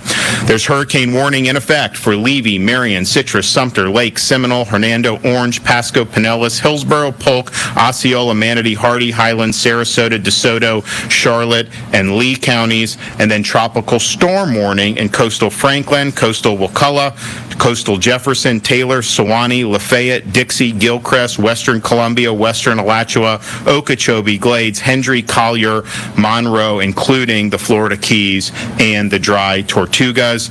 We have a hurricane watch for Nassau, Duval, Clay, St. John's, Putnam, Flagler, Volusia, Brevard, Indian River, Okeechobee, Glades, Hendry, Collier, Dry Tortugas, and then a tropical storm watch inland Jefferson, Madison, Hamilton, Eastern Columbia, Baker, Union, Bradford, Eastern Alachua, St. Lucie, Martin, Palm Beach, Broward, and Miami-Dade. So basically, the entire peninsula portion of Florida is under some type of either a watch or a warning.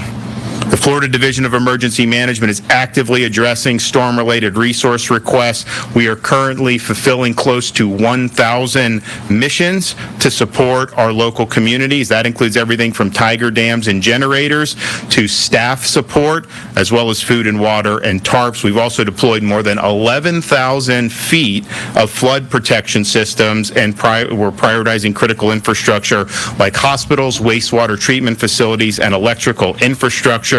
We've also done things like generators to support special needs sheltering operations. Of course, Starlink Internet. All counties have access to Starlink Internet devices and can use those as they see fit.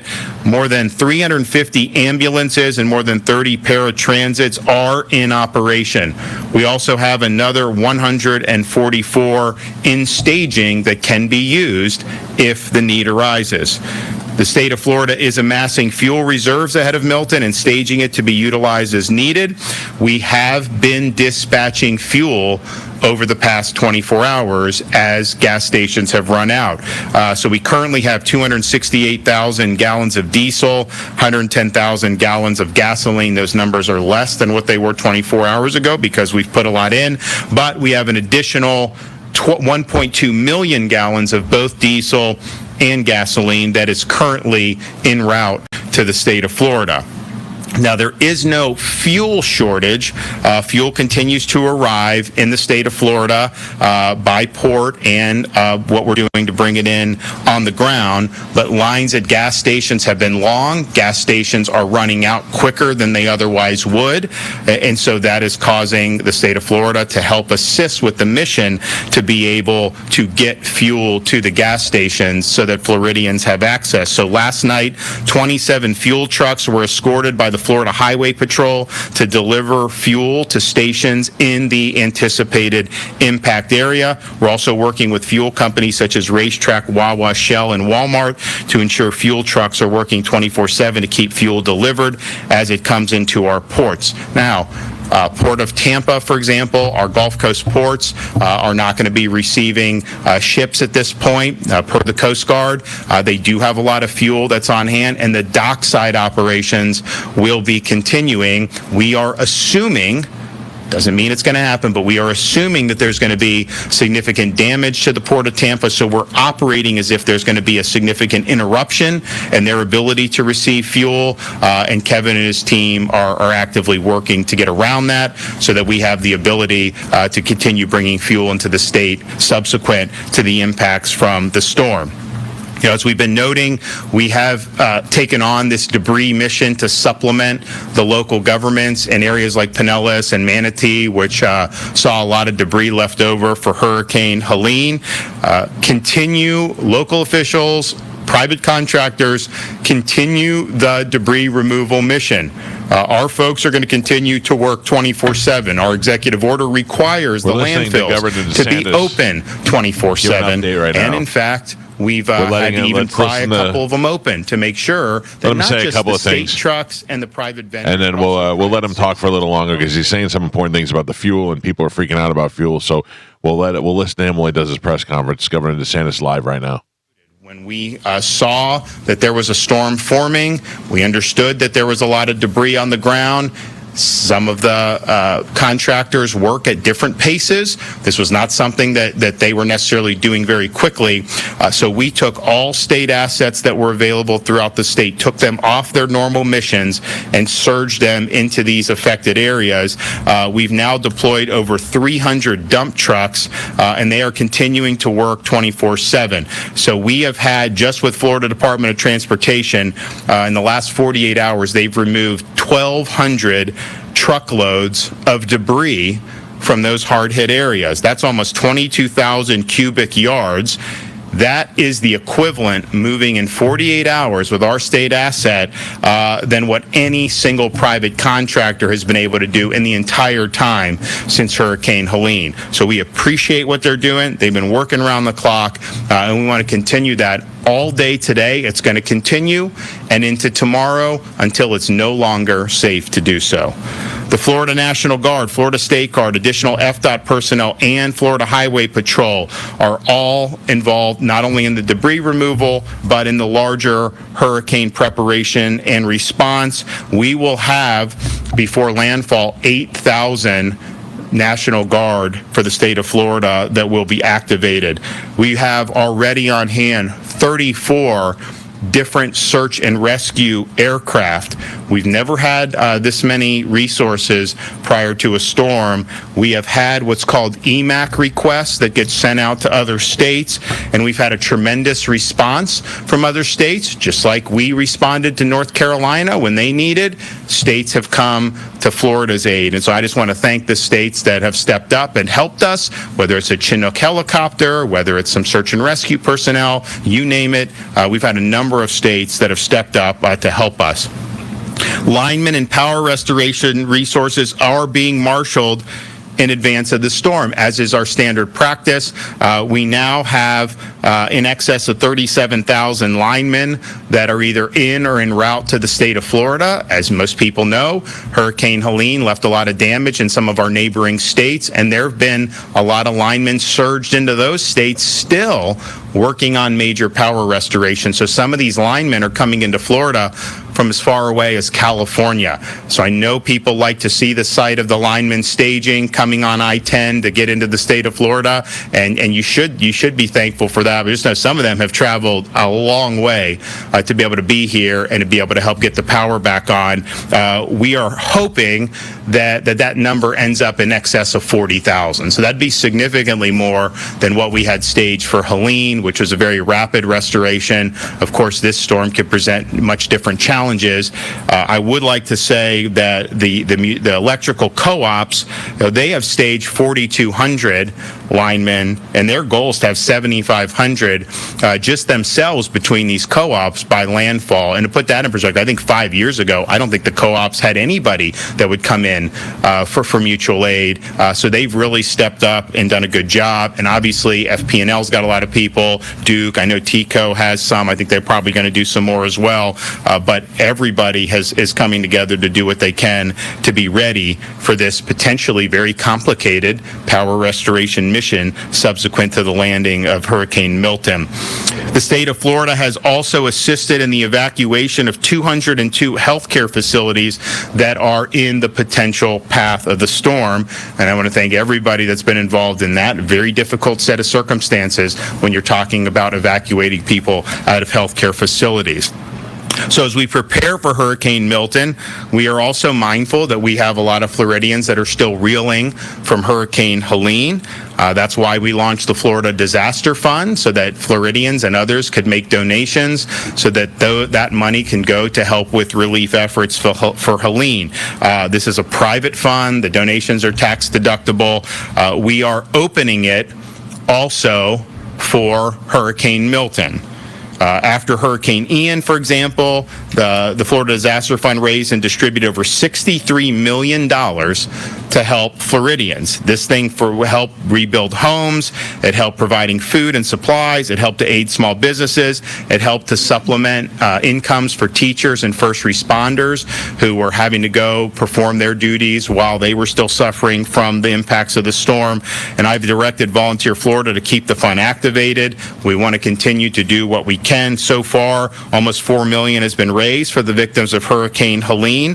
Thanks for everybody who's done it. We've had tremendous donations from Lennar, Wells Fargo, Walmart, and Publix, but we're accepting donations in any amount that you can do. So please, if you want to do that, you can go to floridadisasterfund.org, floridadisasterfund.org. You can also text disaster to 20222 if you want to donate via text message. So we are closing in on less than 48 hours away from the projected landfall of Major Hurricane Milton. Now's the time to execute your plan. You do have time to get to a shelter. You have time to evacuate further than that if that's what you want, but that time is running out. As we get into Wednesday, there's no guarantee what the weather's going to be like starting Wednesday morning. You may have a window where it may be safe, but you may not. So use today as your day to finalize and execute the plan that is going to protect you and your family. Know your evacuation zone. I think, unfortunately, a lot of people are now quite familiar with their evacuation zone, given what we've gone through in recent weeks. But if you have questions about that, you can visit floridadisaster.org/know to determine if you live in an evacuation zone. And again, a lot of the places on the west coast of Florida that did receive significant storm surge for Hurricane Helene is projected to have even more storm surge from Hurricane Milton.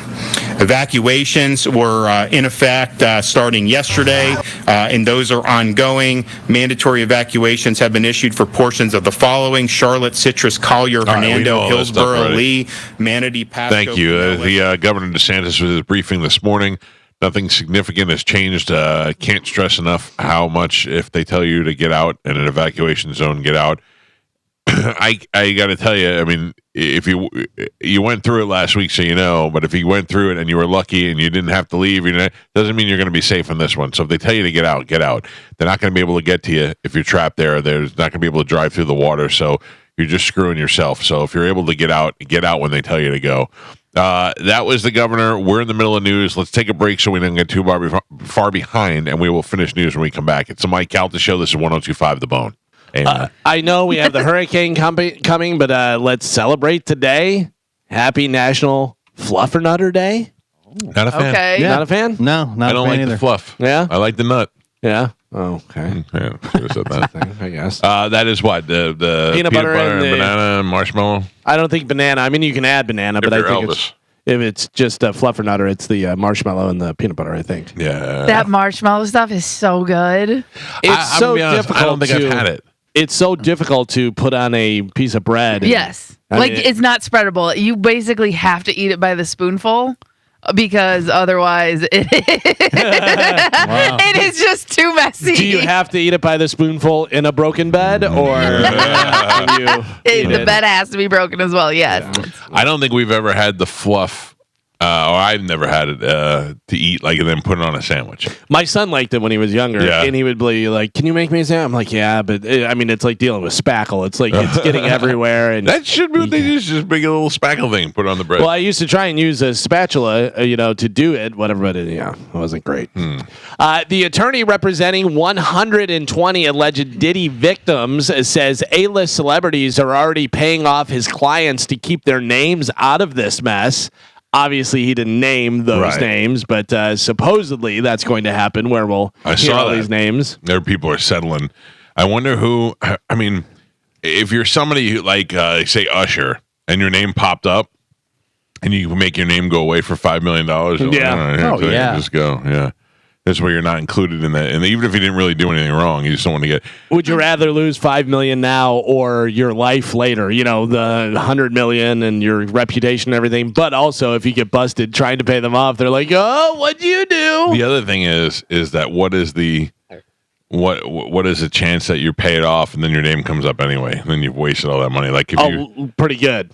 What do you mean? That you paid off and your name still comes up? That's a pretty good odds that'll still help. So that would suck. Yeah. Ask Stormy Daniels. Yeah. But again, what about the Epstein list? Where is that list? Where is all those names? Because remember, there was hundreds and hundreds of names, and we were all going to be shocked by these people that went to Pedophile Island, and that list never came out. That's true. We got some of the names. We got but some. Nobody cared. Yeah. You know what I mean? But they weren't the names that we were thinking or hoping or were actually on there. They were nobodies. They were people who already died or who weren't really in power or anything like that. It was just like, we knew the name. This is why I hate people who send me memes and who send me videos and stuff. Because I saw one yesterday that somebody sent me. Every once in a while, I'm like, all right, maybe there's one thing I'm missing on.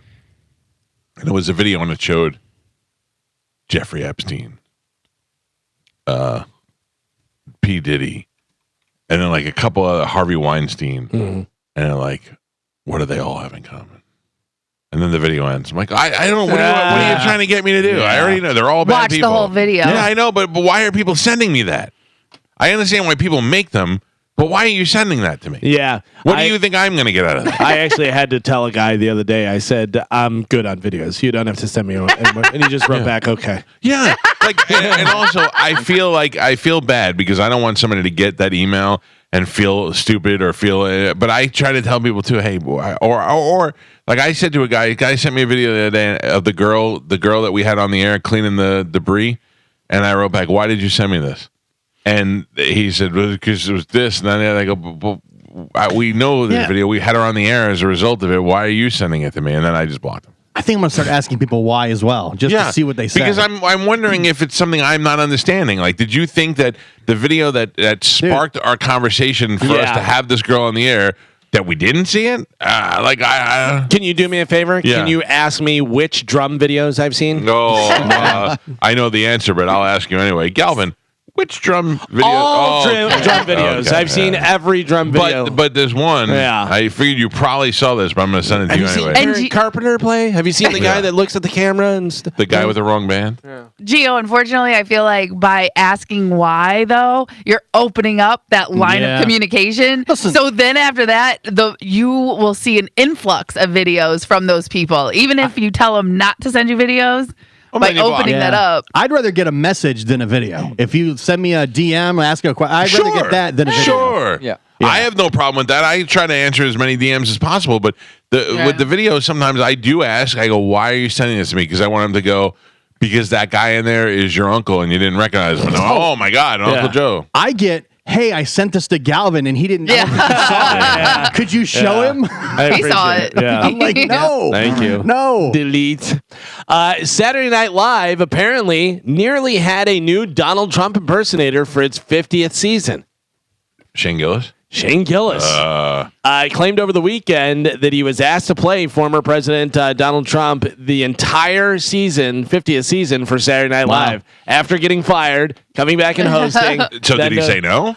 He turned it down. He this was at Skankfest. Whenever he told this, he said that he turned it down. Whenever he said, I needed to be here to do coke magic. That must feel great to say, no, I'm good. Yeah, well, you got to think that would mess up his stuff. He's making so much money doing stand-up and doing tires and doing Gillian Keeves and doing all the stuff that he's doing that he's like, I don't need Saturday Night Live. Yeah. They need me more than I need them. Right. Have you seen his crowds? Oh, like it's crazy. I saw the one, it was like from a drone and it was like it almost looked like a mile long, but like blocks and blocks and blocks. Can I point out, just a couple years ago, I saw him at Side Splitters, which is so great because Side Splitters gets all of those people that wind up being these huge, huge stars, you know? Mm. Yeah, he definitely blew up, and he blew up pretty quick, man. Yeah. I mean, we had him in the studio a couple of times. We'll never get that again. Yeah. His last special was so good, though. Really good. Really good. I think that really pushed him over the top because it was really funny. I don't know how that didn't win Special of the Year. Yeah, it was good. I watched Dave Chappelle's, which, Dave Chappelle, listen, Dave Chappelle's funny, whatever, but I thought that was a much better special. And Dave Chappelle's last special really wasn't a stand-up special. Yeah, it was more like a one-person show almost. Yeah, like a stories. Yeah. He's kind of the guy, though. But that's why. They like those little artsy-fartsy things. Yeah. If you have not watched Shane Gillis, Beautiful Dogs, it's one of the funniest. And his YouTube one is great, too. If you don't have Netflix, whatever, he has a YouTube one live from Austin that is fantastic as well. Gio, I don't know if you're going to be excited about this. I don't know where you landed on the Obi-Wan Kenobi series that they had. Very disappointing. Well, Ewan McGregor says Lucasfilm is exploring ideas for a possible second season of Obi-Wan Kenobi. No, Really? no. Now you're done with it? No, yeah. It had a lot of potential because they had all the actors that you needed, but it was horrible. It was I am such a going bore. to reiterate, if you're not watching Penguin on Max, watch it. It is so good. Colin Farrell, maybe his best acting he's ever done. It's a really well-written, well-filmed, great series. Plus, not to mention the makeup. Can I watch it if I did not get through the Batman with yeah, absolutely. Okay. Because I think it happens right after that. It does. Okay. Yeah, but I mean, you know the story and you know what's going on. Yeah. So, but it's really good. His parents were killed. Yep. Yeah. And he fights people. Have you heard about this? Yeah. Have you seen the meme of what's his name, the Christian Bale, where he's super tan around his eyes and his chin and mouth, whatever, and they go, "You're Batman." He's like, "How did you know?" Metallica donated $100,000 to hurricane relief. Oh, that was nice. Yeah. Nice of Metallica, but they're coming here. They're like, "Hey, we're coming to Florida." They got a full 8 months before they're here. Be on the good side. Yeah, but they do a lot of charity stuff. So their charity donated $100,000 to hurricane relief. Some sad news. Whitney Houston's mother, Sissy Houston, died yesterday. She was 91 years old. Oh, good for her. Yeah. Singer, Sissy. Yeah. Speaking of singers that died, the week before Chris Christopherson's passing, his discography had a total of 79,000 streams. The week after, it went up to nearly 1.9 million. Oh my God. Yeah. His song "Why Me" had a 1,442% increase. Chris Christopherson is an actor to me. I know that he is a poet and a musician and a Rhodes Scholar, but what is Chris Christopherson's most famous song? I have no idea. Me either. I have no idea. Maybe is "Why Me" the number one? Is that why everybody hit it first? No, Highwayman, but I believe that is him with other people, isn't it? I would think so. Yeah, this is what Willie Nelson and Johnny Cash, but this Waylon. one is... Chris Christopherson was in Blade. Yeah, I believe you. Yeah, he was Wesley Snipes' helper guy that got his serum ready for him and did the different stuff, whatever. Okay. Yeah. Blade was a good movie, the first one. I don't remember really much of the third one with Ryan Reynolds, Blade Trinity, very good. Was it? Really? Yeah. And that's the one where they fought on the set and everything, so it was funny whenever he was in. They reference it a couple times in Wolverine. When he Deadpool. says, "I thought you were retired," and his response, so good. What did he say? I don't remember. He goes, "I thought you were retired," and he goes, "Retarded." And he goes, "No, retired." That was a really good movie, man. That really was. I watched it a couple times now that it's streaming again. Yeah, I watched it on stream. I thought I watched it originally in the theater and thought it was great, but yeah, it really is good. For some reason, Forbes magazine, I don't know why they did this, but they put out the 38 greatest heavy metal bands of all time. I don't think we have to go through them all. I mean, like the top 10. There's some that you probably don't. Bottom of the list. Bottom of the list. Let me see. I have it. So there's a whole. Because I don't even know if I can name 38 metal bands. Oh, you could. I would imagine that you could. I don't know. I don't know what falls in that category. Some bands say they're heavy metal, but they're not heavy metal. Yeah, and some people call bands heavy metal that aren't heavy metal. 38 is Carcass. Yeah, see, I don't know Carcass. You've heard of Carcass, though. I don't know if I've heard of Carcass or I just know what a Carcass is. Give me the bottom 5. Galvin has said Carcass before. Yeah. I feel like. Okay, I believe it. What are the last 5? Number 37 is At the Gates. Nope. Number 36, you certainly know, Exodus. Yes. Number 35, another one you probably have heard the name, maybe don't know the band, whatever, Behemoth. Okay, yeah. Number 34, Napalm Death. Yes.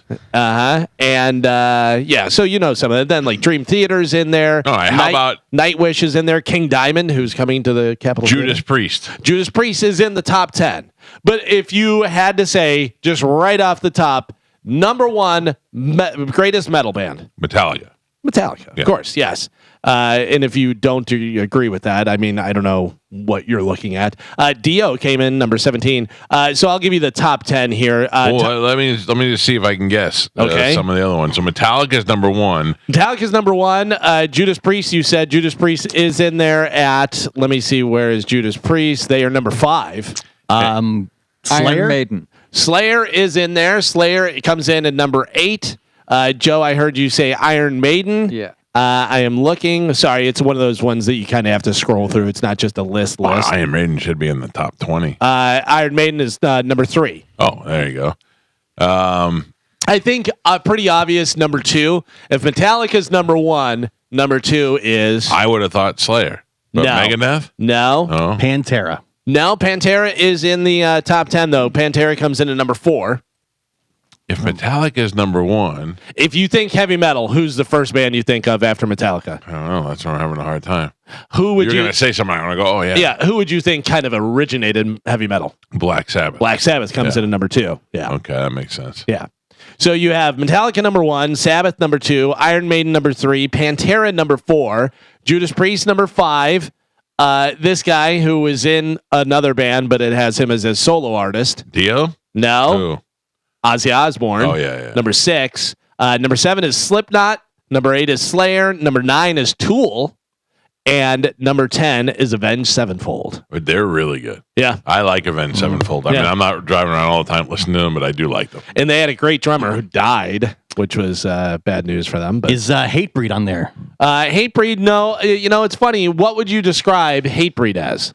I guess heavy metal. Yeah, I'd go them Death metal? more hardcore metal. Yeah, 'Cause they're more hardcore. They have like a little punk, metal to them. I love Hatebreed. It's so funny. Have you ever seen the history of heavy metal? There's a guy, and he's a foreign guy who does a lot of he goes to the Wacken Festival and all these different things, but he also charts it off and how there's Norwegian death metal and there's black metal and there's this. Yeah. There's so many different metal genres. Yeah. It's crazy. It's all funny if you try to step outside of it and think about it. We're calling our music heavy metal. Yeah. Heavy metal is what when you got into like your Korn and Limp Bizkit and Linkin, they would call that new metal. New metal. Yeah, that was new metal stuff. Yeah, but also it's funny to think rock and roll. Like rock and roll is such a weird term. Why is it rock and roll? Because it's rock and roll. Yeah. Rock and roll. Hey, everybody, that's rock and roll. Yeah, which I think somebody had described whatever, I don't know whether it's Black Sabbath or whatever, it sounds like heavy metal. Yeah. You know what I mean? That's what they're saying. And it works, for sure. So that was from Forbes, but this is another list that we have to end news. Ultimate Classic Rock put together a list of the top 35 Southern rock songs. Okay, I have the top 10 here. I would imagine that you're probably going to be able to name the bands really easy. Number 1, Freebird. Yeah. Number 1, Freebird. Yep. No. Oh, Simple Man. Freebird Sweet Home Alabama is on the list. Comes in at number 2. Oh, then I don't know. By Leonard Skinner. Leonard Skinner, Sweet Home Alabama. Yeah. Number 3. Simple Man. Simple Man. Which is also Leonard Skinner. Yeah. By the way, Leonard Skinner is pretty much all over this list. Comes in at number 10. Okay. Southern rock. Greatest Southern rock song. Marshall Tucker. Marshall Tucker Band. Can't you see? Can't you see? Comes in at number 8. Oh, can't you see? I will tell you that Leonard Skinner is on there one more time. Oh, man. Give me 3 steps. Give me 3 steps. Comes in at number 9. Yeah. Leonard Skinner has so many songs. Yeah. It's ridiculous. So many hits. What, 1 album, 2 albums? What do they have? They had like 5. But they had more, with the original, and then different guys. Before they died, I mean. How Freebird is not number 1. My mind is blown. Freebird is not number 1. What could be number 1? Something else is number 1 more than Freebird. Something else is number 1. Southern Man. Over Freebird. Flirting with Disaster. No. Molly Hatchet. No. Yes, Joe. That's the one. You do. So you have number 10 is Simple Man. Number 9 is Give Me 3 Steps. Number 8 is Can't You See? ZZ Top. ZZ Top. LaGrange comes in at number 6. Number 7, you probably won't get this one, but you know it. Little Feat, Dixie Chicken. I don't know that. Allman Brothers. But you know Little Feat. Yeah, but I don't know Dixie Chicken. Dixie Chicks? I have to hear that. Dixie Chicken? I bet you, I'm sure when I you will. play it, you'll be like, oh yeah, I've heard this song before. I'd like to hear Dixie Chicken. Stand by. I'll be your Dixie Chicken if you'll be mine. No. Huh? What? I don't think that's right. It is right, Carmen. What do you think it is? I don't know that I've ever heard this. Not ringing the bell so far. Nothing about that. Oh, really? Familiar. Yeah, me either. Interesting. I mean, I'm not saying I never heard it before, but I don't recall ever hearing it. Joe, I heard you say Allman Brothers. the Allman Brothers Band. Yeah. Would you like to do a specific song? Because I will tell you, they are on there a couple times. Whipping Post. Number one, Southern rock song, Whipping Post by Allman Brothers Band. Also, number 5, Ramblin' Man by Allman Brothers. Number 4, Midnight Rider by Greg Allman. And then Sweet Home Alabama, Freebird. And yeah, number 1 is Tied to the Whipping Post. It's such a great song. I got the other.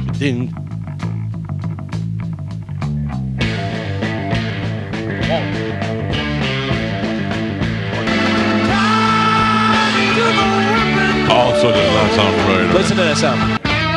Yeah, no. Good song, but I don't know. Yeah, that's number 1, Whipping Post by Allman Brothers Band. I got to tell you, I agree with you. Freebird or Sweet Home Alabama, number 1. Or what's the other song? Oh, Black Betty, Ram Jam. Black Betty, Ram. That song should be on there too. Ram Jam's great, man. Ram Jam. I love that song. By the way, if you ever watch that video of those guys, Jeffrey Dahmer was the lead singer for Ram Jam.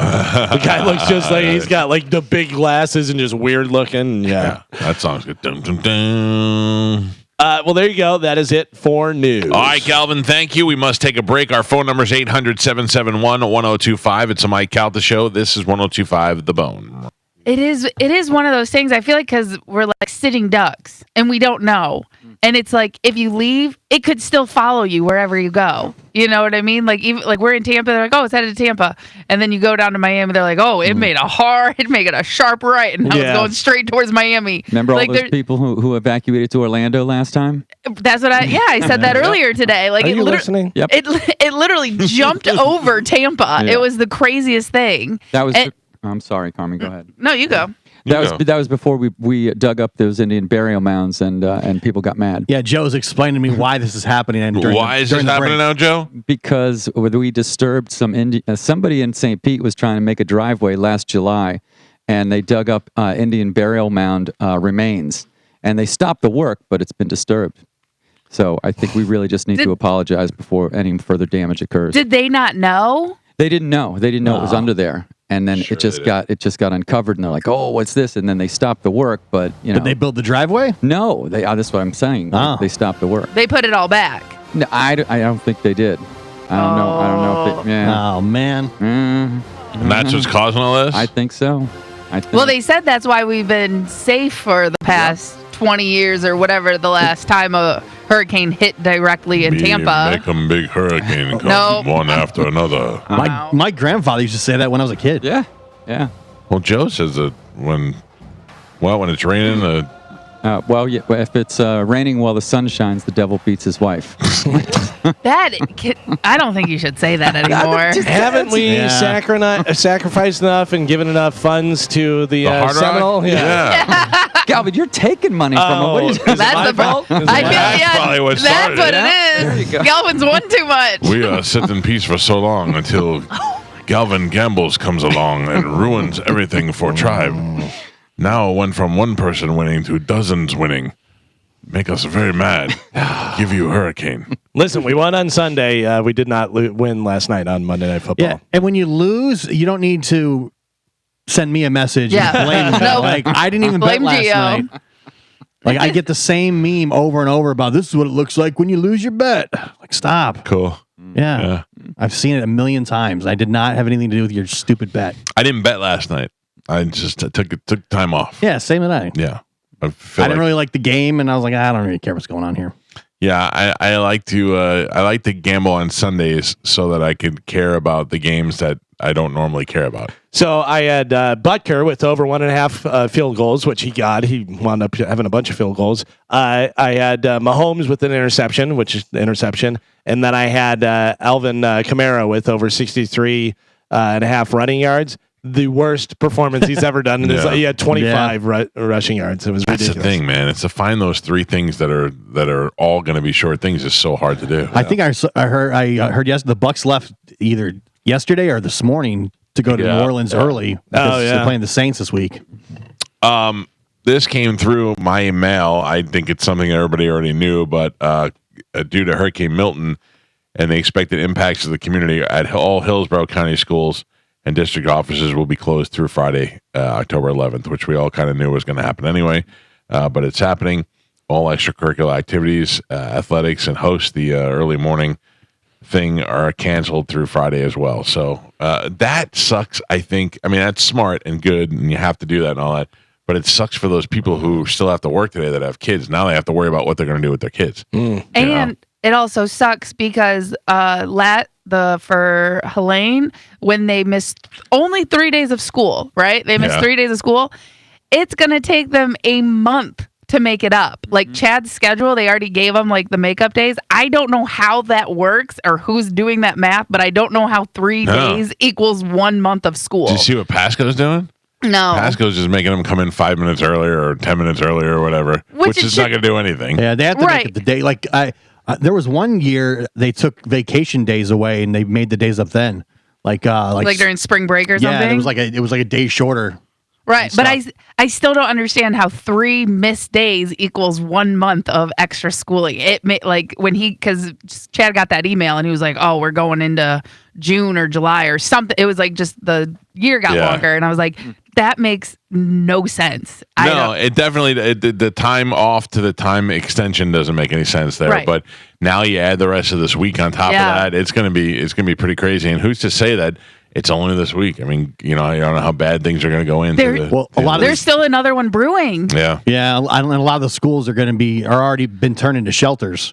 So, because I know, like in my wife's school, she had to go in and they had to, I think it was, even though the schools were closed, she still had to go in and they had to help set it up for shelter to make sure things are secure. Because people are going to be staying there. Chamberlain was a meetup spot for all the linemen. Yeah. At one point, like the parking lot was literally just full of hundreds of those cherry trucks. And it was insane. Did you see inside Tropicana Field? No. It's just lined with cots on the field for the line workers. I thought that was a flood zone in Tropicana Field. But I guess not. I guess not. Well, because it's in the middle of the city. Right. It's not really near the... It's not near the water. It's not close enough. I would assume that's flood area, but I don't think it is. Yeah. Now, Joe, are you in a flood zone? No flood zone. And like you, I'm on the same power grid as the as St. Anthony's Hospital and the church. So I have never lost power in a storm. I'm not jinxing. Why would you say that? I'm saying it so many times. I don't want to say it. I'd kill the cat. I'm just putting that out there. Oh, I'm killing the cat. I'll kill the cat. I'm taking the I will cat. sacrifice that little miniature like cat We got today. Pet Cemetery over here. I know. Jinxie McGee. you guys, you're going to sacrifice it to the Indian god? Yeah. If they need it. Yeah. I might fix Me it. take them cat. You guys are ruining for everybody. Yeah. You're the reason. Yeah. Mike Calta Show, good morning. Good morning. Hey, Mike. Got a question. Your Indian sounds more Asian than anything. Oh, that just makes you racist. I'm sorry about that. But also, there are a couple more out there brewing up. So, how you say one after another, there's actually like 3 more coming, allegedly. Yeah, but see, the thing is that a lot of the storms, they are potential because they see them kind of formulating, but they're not necessarily hurricanes. Correct. They're just, coming here. Yeah, or coming here. Yeah, but they're one. Correct. Well, I hope not. Yeah, I hope not, too. Where are you at? I hope not. Tampa, Ybor area. What are you doing? You staying there? You getting out of there? I'm going to stay here for as long as I can and then go to a family member's house because I'm going to try to protect the castle as long as I can. But if it gets bad, this is an old bungalow, so it's kind of scary. I don't know if it can handle 120 miles per hour. So you can't protect from the water, though, if you're in a flood zone. Yeah. There's nothing you can do. Well, yeah, that exactly. I believe I'm a little bit out of the flood zone, but I don't know because I've seen the markings on the poles. That's pretty high. When they talk about the flood zones on there, you should go and look because Ybor is right there by the port. I mean, you're probably in at least exactly. You got to get out. You're probably gonna have to get out of there. You got to go check that out because there's nothing worth losing, sir. I mean, there's nothing worth losing your life you're for. Exactly right. Yeah. All right. Exactly. Be safe. Well, anyway, I'm praying for everybody in the Bay. Yes, sir. Y'all have a good day. You too. Thank you, pal. He's like, I'm looking at the water out my window right now, and it looks fine. Yeah. Not the same. I don't think I'm in a flood zone. Mike Calta Show, hello. Hey, Mike, it's Zig from Clearwater. How you doing, sir? Hey man, a couple months ago, you had a conversation about if you'd passed away, what would happen, which made me very sad. But with everything coming up, what do you think you'd put on your epitaph? I thought of some things for people in the show. All right. Yeah, let's go around. What do you got? Well, I like that somebody's prepared. Go ahead, sir. Cats.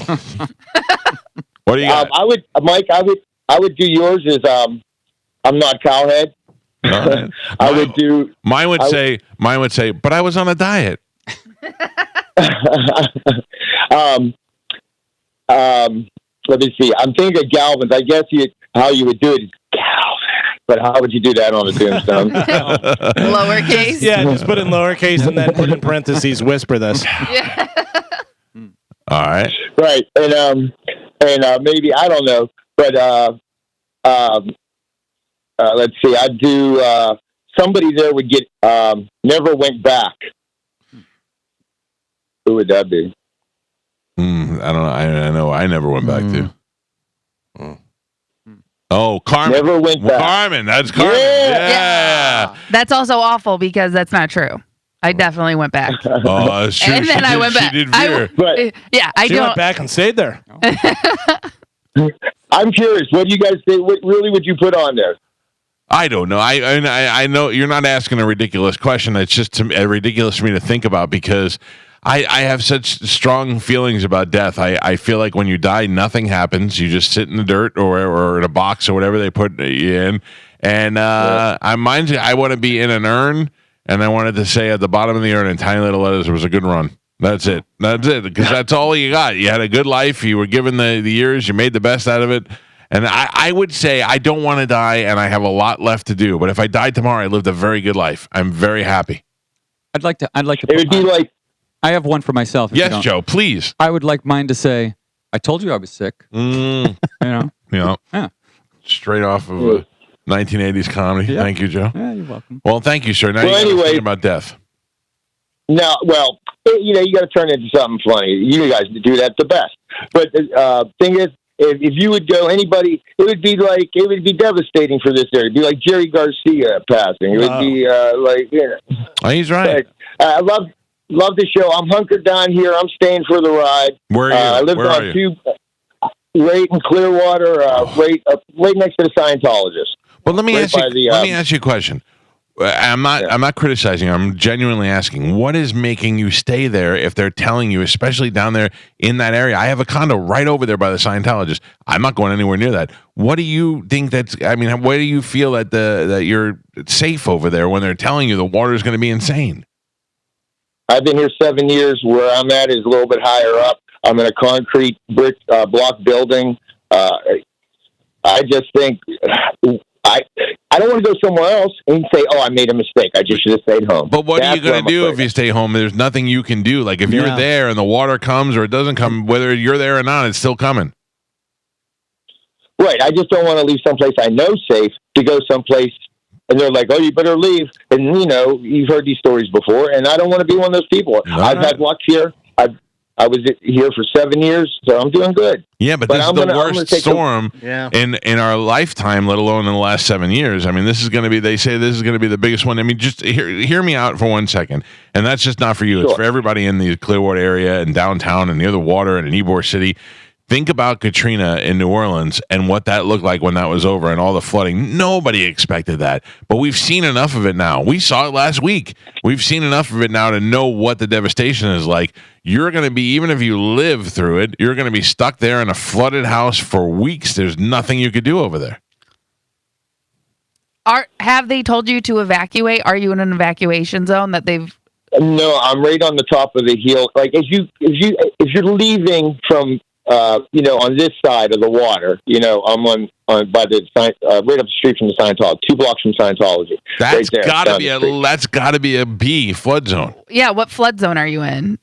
No, because it's the last one. They haven't, as far as I've seen, they haven't told these people up on this ridge yet to leave. Listen, I'm telling you need to go look it up. You need to go look it up online. You're in a flood zone. If you go to floridadisaster.org, you can type in your area and it'll tell you what zone you're in. I know most is A, B, and C have been told to evacuate. I am in a flood zone X. I'm not leaving. I'm in X. If I was in D or less, I'd be out of there in a second. I'm not criticizing you. I just want you to be safe, dude. I think you and everybody else in that area, it's not worth. There's nothing worth being there for. Like with me, I want to save some stuff in my house, and there's all. But what am I going to do? What am I going to be carrying all my things while I'm waist high in water? Just get out and save yourself. And it's better to get to a shelter now, but also if you do have the funds, I know DeSantis said that hotels are lowering their rates for for shelters as well. So if you have the funds, you could get a discounted rate at a hotel, so you don't necessarily have to go to a shelter.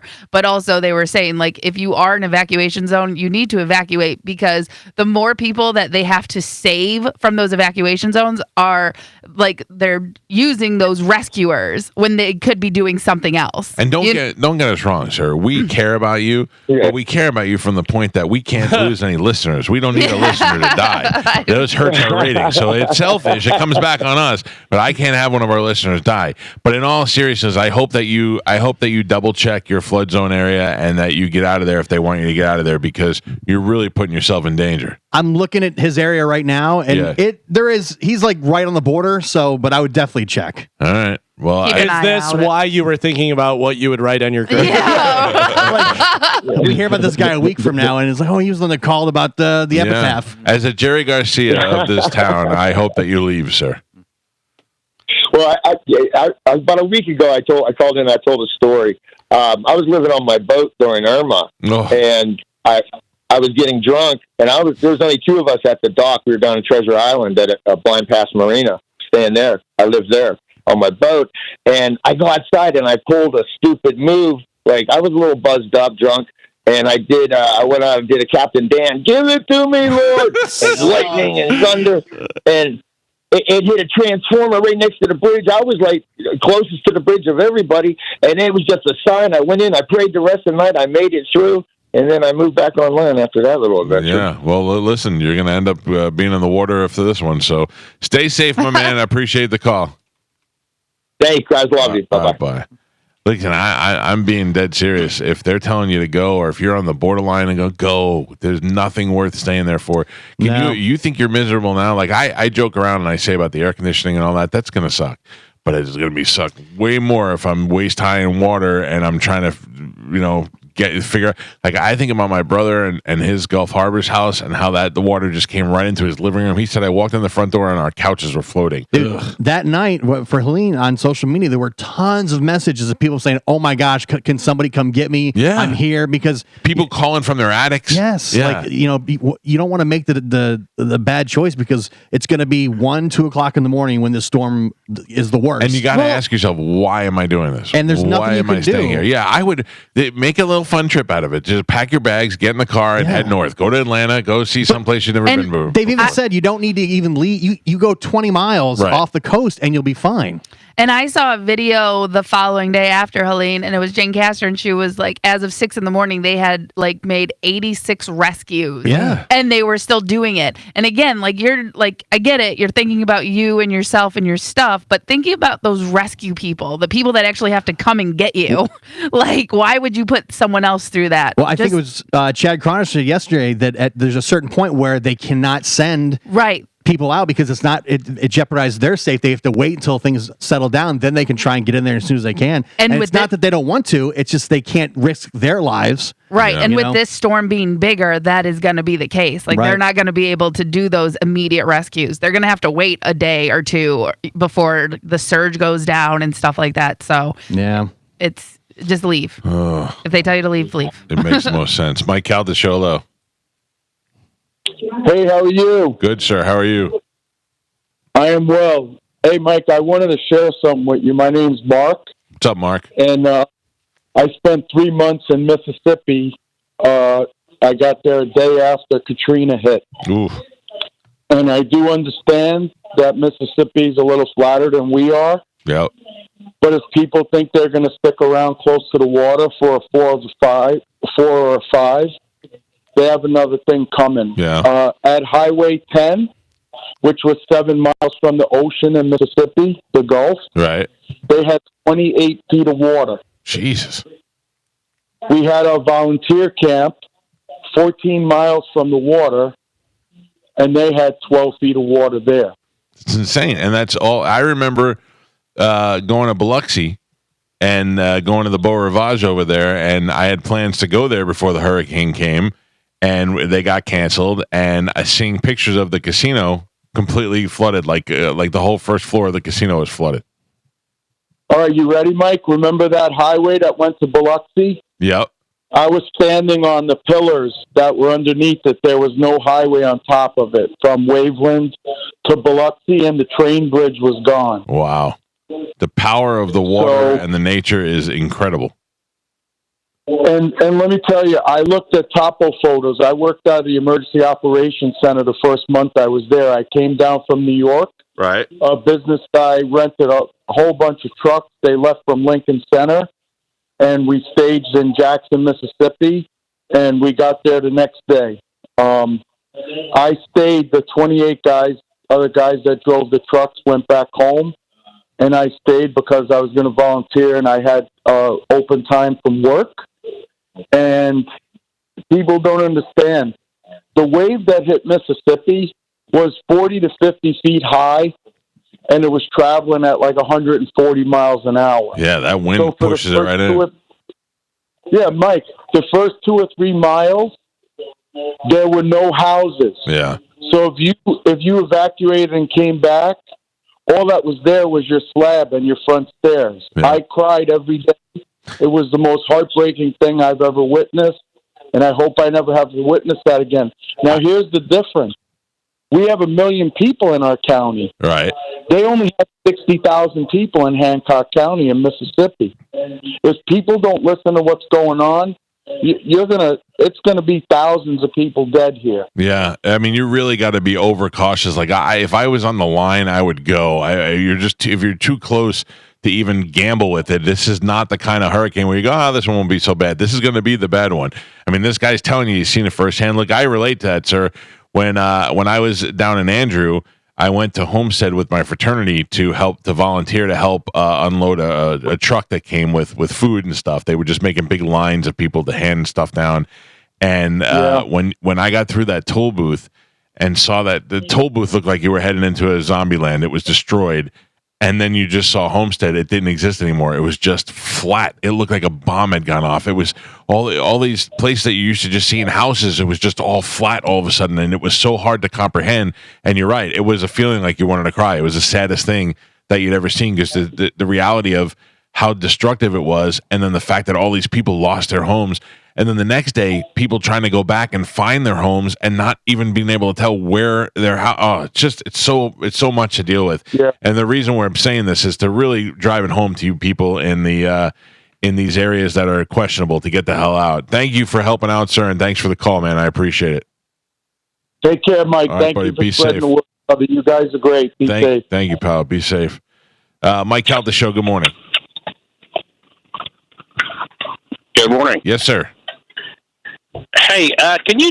I'm calling. I don't need to be on the air, but just tell people that if they go to their Apple phones, the compass has their elevation. Right. I don't know. Just an FYI. I don't know if you want to tell somebody or whatever. That's real important. A lot of people don't know how the hell they. Yeah. I mean, look, I'm going to tell you, even as a Boy Scouter, I have my compass on the phone. I'll tell you the elevation, but I wouldn't know if I'm high enough or not. So, but I get it. But if you simply go online, thank you for the heads up.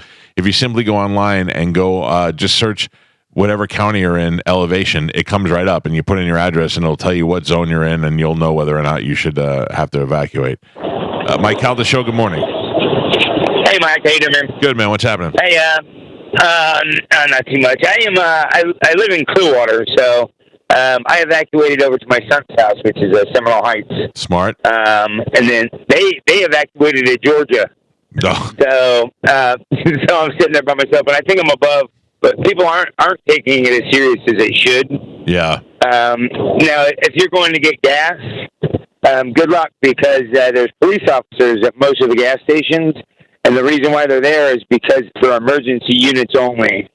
They will not let you get gas. Well, let's not put that out there, sir. I will just tell you that the governor was on the air this morning, and he was saying that there's plenty of gas and they are bringing it in. So I don't. Maybe where you were, I don't know. Maybe right now they're filling emergency gas for emergency vehicles as a priority. But the governor did say this morning that there will be gas. There is no shortage of gas, and it's coming in. What you do need to do, very loud, what you do need to do is be patient. My wife went and got gas yesterday. She was online for 20 minutes just to get to the pump to find out that the pump was empty. Like it's going to be little things like that. You can't get irritated at the people filling up their gas cans because they have generators and they have things that they need to take care of too. So just be patient and avoid having conflicts, because the last thing you need right now is to get arrested or have some sort of problem with somebody else while you're trying to get gas. Mike Calta Show, good morning. Hey, how you doing this morning? My name's Brad. What's up, Brad? Hey, I drive a fuel truck for a living, and I'm down here on Boca Grande Pass, topping off the fire department and the city entities down here, and this place is a ghost town. Most people are hearing warnings and evacuating. Good. That's what they should be doing. The ports are shutting down. No diesel left at the port of Tampa. The only thing we could get up there is gas this morning. We've got trucks coming down from Tennessee, our main plant up there, to bring us diesel for after the storm, where we can go around and get these fire departments back up and running. Well, it's good. Thank you for guys like you that are willing to still do that and deliver the gas. I appreciate you, buddy. Yes, sir, man. You guys be safe out there, and Godspeed. You as well, sir. Thank you very much. Mike Calta Show, good morning. Hey, good morning, Mike. What's happening, buddy? I'm a truck driver. I just came past the port of Tampa. There's about 75 tankers lined up to get fuel. So we're not out of fuel. I ride around all day. There's gas stations that still have fuel. You're just going to have to wait in line and just be patient. Yeah, and that's the thing. It's there. Be calm, be patient, and and also, if you're not going out of town and you don't need the gas right now, then just maybe just stay home. Right. Yeah. But they say break a leg, so you're in the cast. Nope, different. That's good too. Yes, That's yes. No. It goes back way before that. Thank you.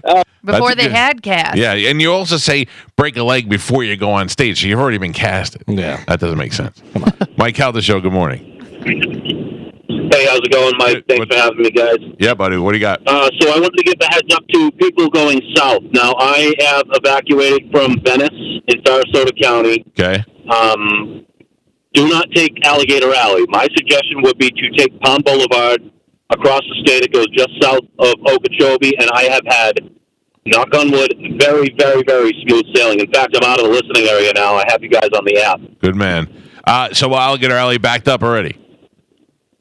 It's already looking like that. I keep checking it just for fun, I guess. Yeah. And it's not red, but it is orange. All right. Well, it'll get red. You get past Naples. It'll get red this afternoon for sure. Thanks for the heads up, buddy. Be safe. Last call. Mike Calta Show, good morning. Hey, guys. I wish you're all going to be safe. I've been seeing a lot of tankers out here. I'm Ubering today since my other job's crapped out on me. Yeah, they're filling them up. I'm seeing mainly Wawas are getting their gas. A lot of the people left yesterday, thank God, so the roads were a little lighter today. I'm pet sitting for my friend. That takes a heck of a week to pet sit. Mike Olivero just texted me and said Wawa has plenty of gas, so they're getting there. If you're near a place that doesn't have gas, it's coming. Like the governor said this morning, they're on their way. Just give them time. Be patient. You be patient and careful too, Punkin. Appreciate the call. We got to take a break. It's the Mike Calta Show. This is 102.5 The Bone. Because I want to go and take a nap. Yeah. There's no napping today. Oh, why? Oh, Carmen, I got to still do a million things. Listen, you are homebound Carmen, now. Listen to me. He has to have Tom put up the boards on his windows. Yeah. He has to have other people move stuff around for him. Right. He has to, have people take stuff out of his fridges. Yeah. That's what I want on my tombstone. It just says, I do stuff. I did stuff. I do stuff too. Yeah. I text.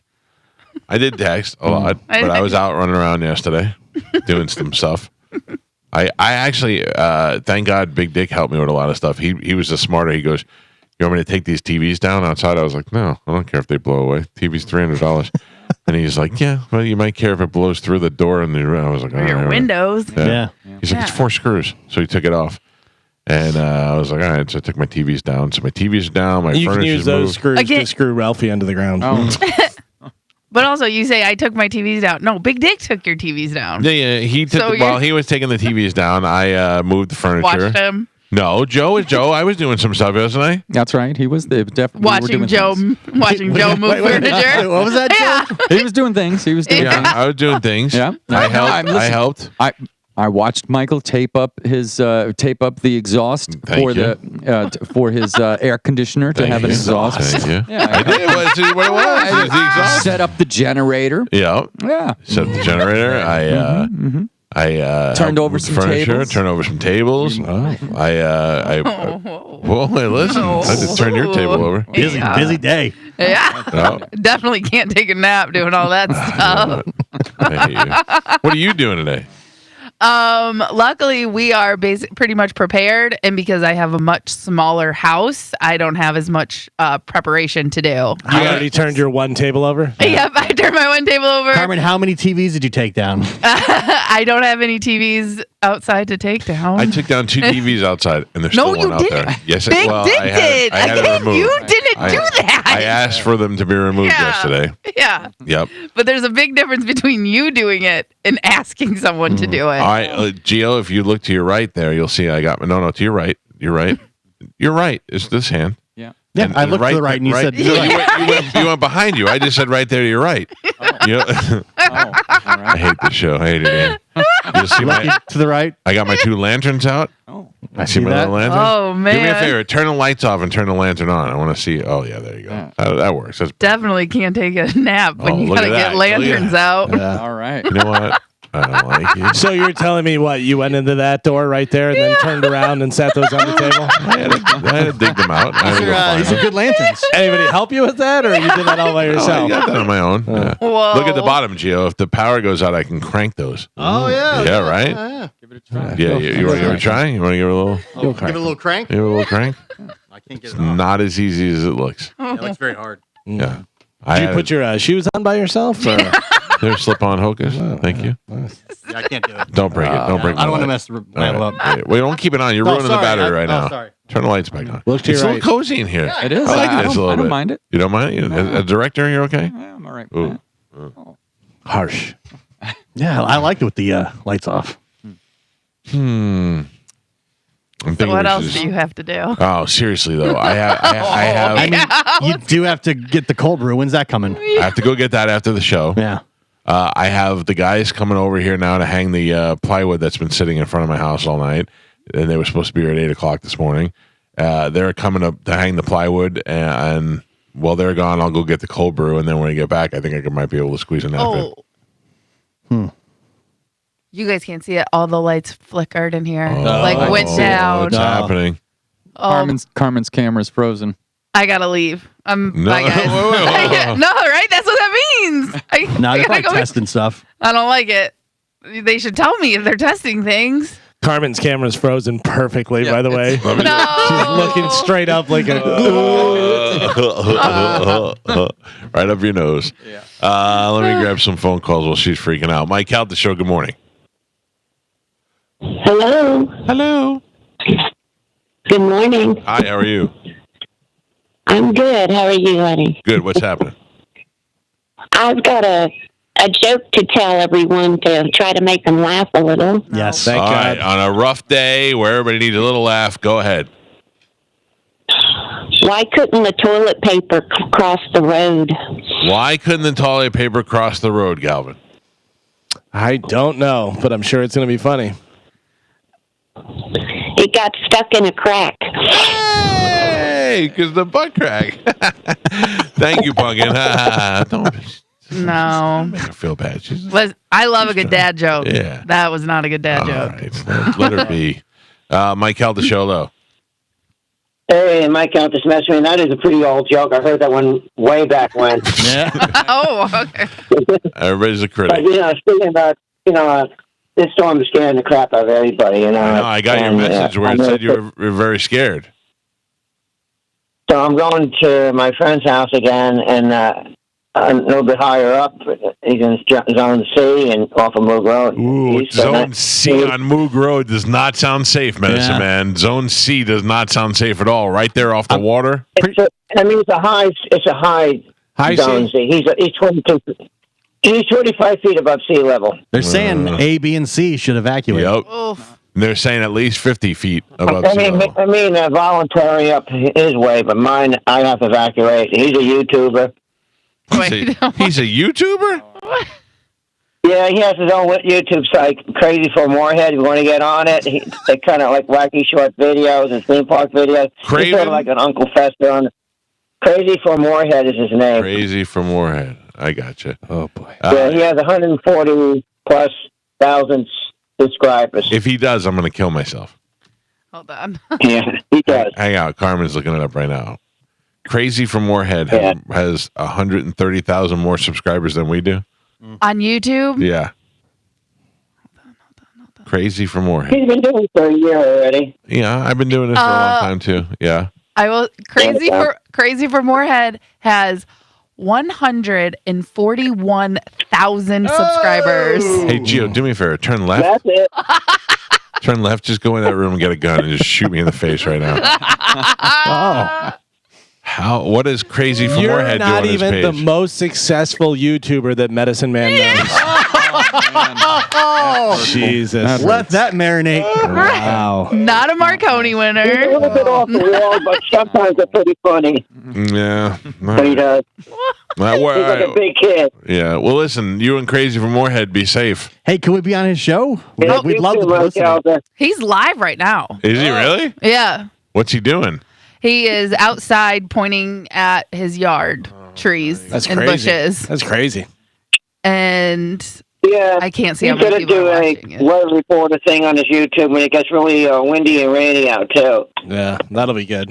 There's too many people do that, But I had to move my electric bikes there yesterday to keep them out of my garage in case my area gets flooded because the lithium batteries can explode and catch on fire. Yes. Tell us more. And I don't need that to happen. Mm-hmm. Keep talking. And I had to ride one there with my regular bike, dismantled on the bed. Hey, don't leave your electric bike in the salt water. No, never put an electric bike in the salt water. Don't even, even you do it for recreation. Think it's kind of cool doing it, riding along the beach. It's not good for it because the salt spray could mess it up too. All right, I know this guy now that I see Crazy for Morehead. I know who he is. I've seen him before. Yeah, he was. I'm sure you've seen him. He's very popular. Yeah. Yeah. Yeah. All right, Medicine Man. Be safe. You too, Michael. You be safe. I hope this thing stays far enough away, doesn't affect us too much. I feel like maybe you're gonna out or something. I feel like you're gonna call me a lot. Well, this is during the storm. I'm not gonna call you a lot. I gotta conserve power on my phone in case the power goes out. All right. Well, which it did the last time. Yep. Okay. See you later. I know this thing sucks. Take care. Bye. There you go. Sucks, he says. Hold on. I gotta go to this guy's website. Yeah, he is live streaming, putting on his shutters for the hurricane right now. How many people are watching? I can't tell that. It just tells me his subscribers, but it doesn't tell me his view count. Oh my god. He's crazy. Yeah. But there's a lot of people in the chat, I can tell you that. Listen, we got to be more crazy, clearly. Well, I mean, Joe? What? This videos is your department. It's at 16 people watching. What do we got? 17? 300. We have 360. Yeah. He's got 16 people watching. Where do you see that at? Right there, and they're putting on my shutters for Hurricane. Right. Crazy for Morehead, 16 watching. Oh, mine doesn't tell me that. I must not be. I don't know. We're skipping over another important thing that I was reading here. Hold on, I got to go back now because Mr. Morehead's got me all. Don't be upset, Mike. Publix closing at 3:00 today. Yeah. That's another thing. Like I feel like that's the one. Even though we have a whole pantry full of food, I still feel like that's the one thing we need more of. Well, and there's a lot of things that, like Publix, that are closing down early just so that their employees can get prepared. It's not even necessarily that the storm is here and that they have to close down. They're doing this for their employees. So that's one thing that if you are somebody that needs anything, you need to go now before this afternoon because there's a lot of things closing down. We need to go today. I need to go to Publix today just to get, like yesterday I went there. Just to be in the way of other people? No, I have enough. But I went in my pantry and I was like, we usually have more soup than this. We usually have more rice than this. Like, I feel like, because the refrigerator is empty. So we're just relying on dry food. You're panic buying. I am panic buying. Yeah. See, that's not good.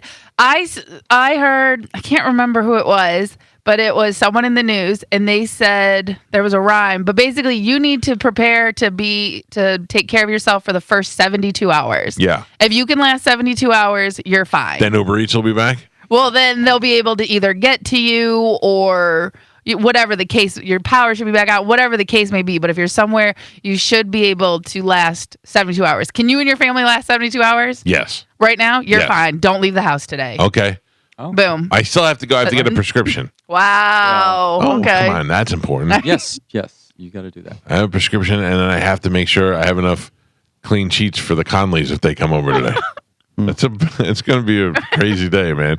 Listen, I worked with Dan for a long time, and I like him, and he's more than welcome to come to my house if he has to evacuate, which is what the plan was. But it is going to be a little weird having the Conleys over here. Sure, Don't yeah. you think? Yeah. It'd just be like, I never It's not thought like you we'd be hang having out. a sleepover. Right, yeah. Yeah, but he's more than welcome to come. I feel like when he said that he thought he might have to go to a shelter, I thought, well, that's insanity. Who would, how could you know enough people just at work for that? I don't know. Do you have board games? Yes. Okay. But I also have my phone. I'm not. No, none of my kids aren't going to play board games. They're going to be looking at their phones.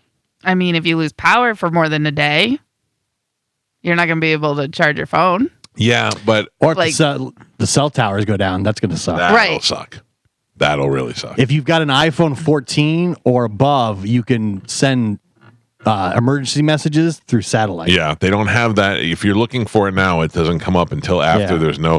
If there's no way for Wi-Fi or a signal, then the satellite thing will pop up and you It'll can say do it that way. SOS, and then you can go out and you can make an Yeah, you emergency got to do it call. outside and get a lock on the satellite. And but what's an emergency text to like 911 Yeah. or okay, like you can't just be texting people. Let me see them feet. Yeah. Wait. I don't think it works to text your friends or whatever, but Right. I thought it was like you could let people know you're alive. maybe. Yeah. But I know that if there's no cell service, you can do that. If you got an iPhone 14 or above. All right, what do you think the prediction is for tomorrow? Will we be here tomorrow morning? I think Joe so. will not. Probably not. Yeah. I'm just afraid I won't be able to get What will back. we do for video? All right. Can we have Crazy Moorhead come instead? All right. That'd be good. Do a crossover with them. Yeah. Yeah, I mean. Gio, you missed it yesterday. It got heated after the show. Oh, Mamma Mia. Even Galvin was like, I'm leaving. Let me guess. It was Dick versus Joe? Yep. Yeah. That's been brewing for weeks. I know, but it had a culmination yesterday. Oh, I was doing something out there and I came back in and just yelling and stuff, and I was like, really? Oh, all right. And I'm the one just sitting there in the middle of it. Did Joe did you stand your ground like you told me you were going to? I'll let Michael answer that. You announced that you were going to stand your ground? No, I didn't say that. I didn't use those terms. It's almost like saying I'm a doctor. No. I'm not a doctor. I You wanna told me answer. beforehand you were not going to take any of Dick's crap and you would stand your ground. No, I told him I'm going to take his crap. Wait. But I also illustrated to him that when we argue and we give each other crap on the air, as soon as the mics go off, we're friends and we're nice and respectful and loving towards one another. Maybe not, but No, but if you're going to be a dick to me all the time, I'm going to be a dick back to you.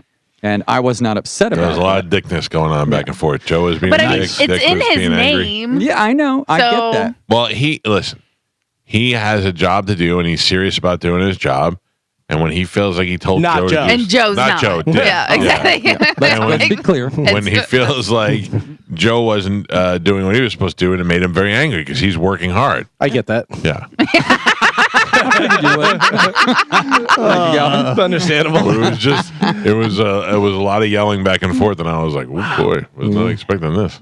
That's great. I thought you guys were just going to kumbaya it out and be like, hey, man, sorry about the other day. Nope. It was cool. And no, you guys fought it till the end. Yep. And even at the end when they were like, all right, so we're cool. And he's like, yeah, it's cool. Everything's good. I was like, thank God. And Joe would go, because if you talk to me like that again, I'm going to talk to you. I'm like, oh, here we go. So now we're who- starting over again. So Mike, Yeah. who was in the right, in your opinion? Big Dick or Joe? But it's not a matter of right or Yeah, wrong. who is in the right? Was there any compromise that was met or Yes, stop being a dick and we'll get along great. Oh, no. See, that's where Joe's wrong. Back So to Connor's Joe- question. Who yeah, is in the right? Yeah. Who's My- right? Who's wrong? One of the things I pride myself on is I know how to talk to people. Like I'll talk to Galvin differently than I'll talk to Joe. I'll talk to Carmen differently than I'll talk to Gio. Yeah. Yeah. So Joe does not understand how to talk to Richard, to large Richard. Oh, Joe, you told me you were going to. What are you talking about? Stand your ground. Like I'm not He going to let did him stand bully his ground. That's the whole point. Yeah. You said I'm not going to let Dick show up today and bully me. But again, who's right, who's wrong in the argument? Like, nobody was No, trying. no, no, not asking you. yeah, we're at yeah. Joe had Mike? some things he needed to improve on. For sure. By the way, Joe, listen to this. What are you laughing at? All right, cackler. Joe had a couple of things he needed to improve on. Yeah. Richard may have a harsh presentation. And yesterday we said, okay, let's just be a little nicer and talk to each other a little different. So Everybody Richard's agrees. right, Joe's wrong. All right, maybe. I mean, yesterday, to solve one of the problems that we were having technically, we had to order a 2 components from Amazon. They got here yesterday, Joe. They got here in the same day. They got delivered the same day. All right. Within a matter of hours. Amazon's the best. Is that so? That's the problem. We were just missing a couple components. No. That was completely We should different. have plenty of That was just a technical problem that we had. Okay. There are a lot of wires over there. There are. We We're got gonna we be got able- more wires. Yeah, we got more wires. Rich Everything put should some of be these fixed. wires here. Yeah, we he talked added about wires. that yesterday. We talked about buying a new piece of equipment, Yeah. new switcher. Oh, geez. Oh Jesus! Oh. Why does that get you fired up? That's the problem.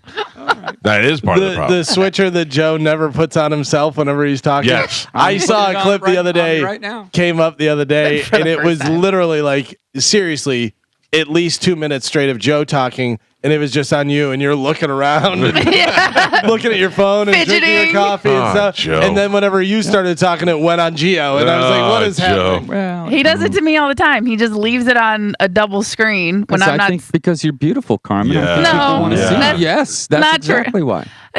No. He's nobody catches you eating. What was Dick's biggest grievance? You asking me? Yeah. I wasn't paying attention. I Still talk heard to me like that. That's all I I'm heard saying. I was hired to do a job, and you're effing everything up. You're, what I heard. you're impeding the progress. I think that bad communication impedes productivity. That's what I think. So I think if we could all get along, we would be able to do things more efficiently. I agree. Rodney King over here. Thank you, Joe. Yeah. What did you say? I said Rodney King over here. What do they say? If you want to make an omelet, you got to break some eggs. Yeah. Well, There was some eggs being broken You yesterday. got to break some heads too, I guess. I don't know. Wow. I'm glad you stood your ground, though. I remained peaceful the entire time. Michael. So again, Big Dick was right. Joe was wrong. Well, that's just your opinion, man. No, I wasn't there. That was Mike's opinion. Joe, Joe had some things he could improve upon. that was it. Joe told me he is going to be the alpha in this. In this, Did he announce that yesterday that is before the beforehand. That is Yeah. the most ridiculous thing you've said today. You don't want to be the alpha? I did not say that. Do you want me to translate what Joe has some things he could fix? Yeah. Joe's the problem. Well, I mean, that's you're gonna miss me when I'm That's gone. what I'm hearing. You're definitely gonna miss me. That's what I'm hearing. No way. Oh yeah. All right. I would listen miss to me. Joe if he was gone. Thank you. I mean, he's not going to be gone. Joe, I would imagine I would miss you mean- until I saw the awesome video, and then I'd be like, All right, "Oh my god, look at all this great video!" Okay. I'd be distracted. Are we done?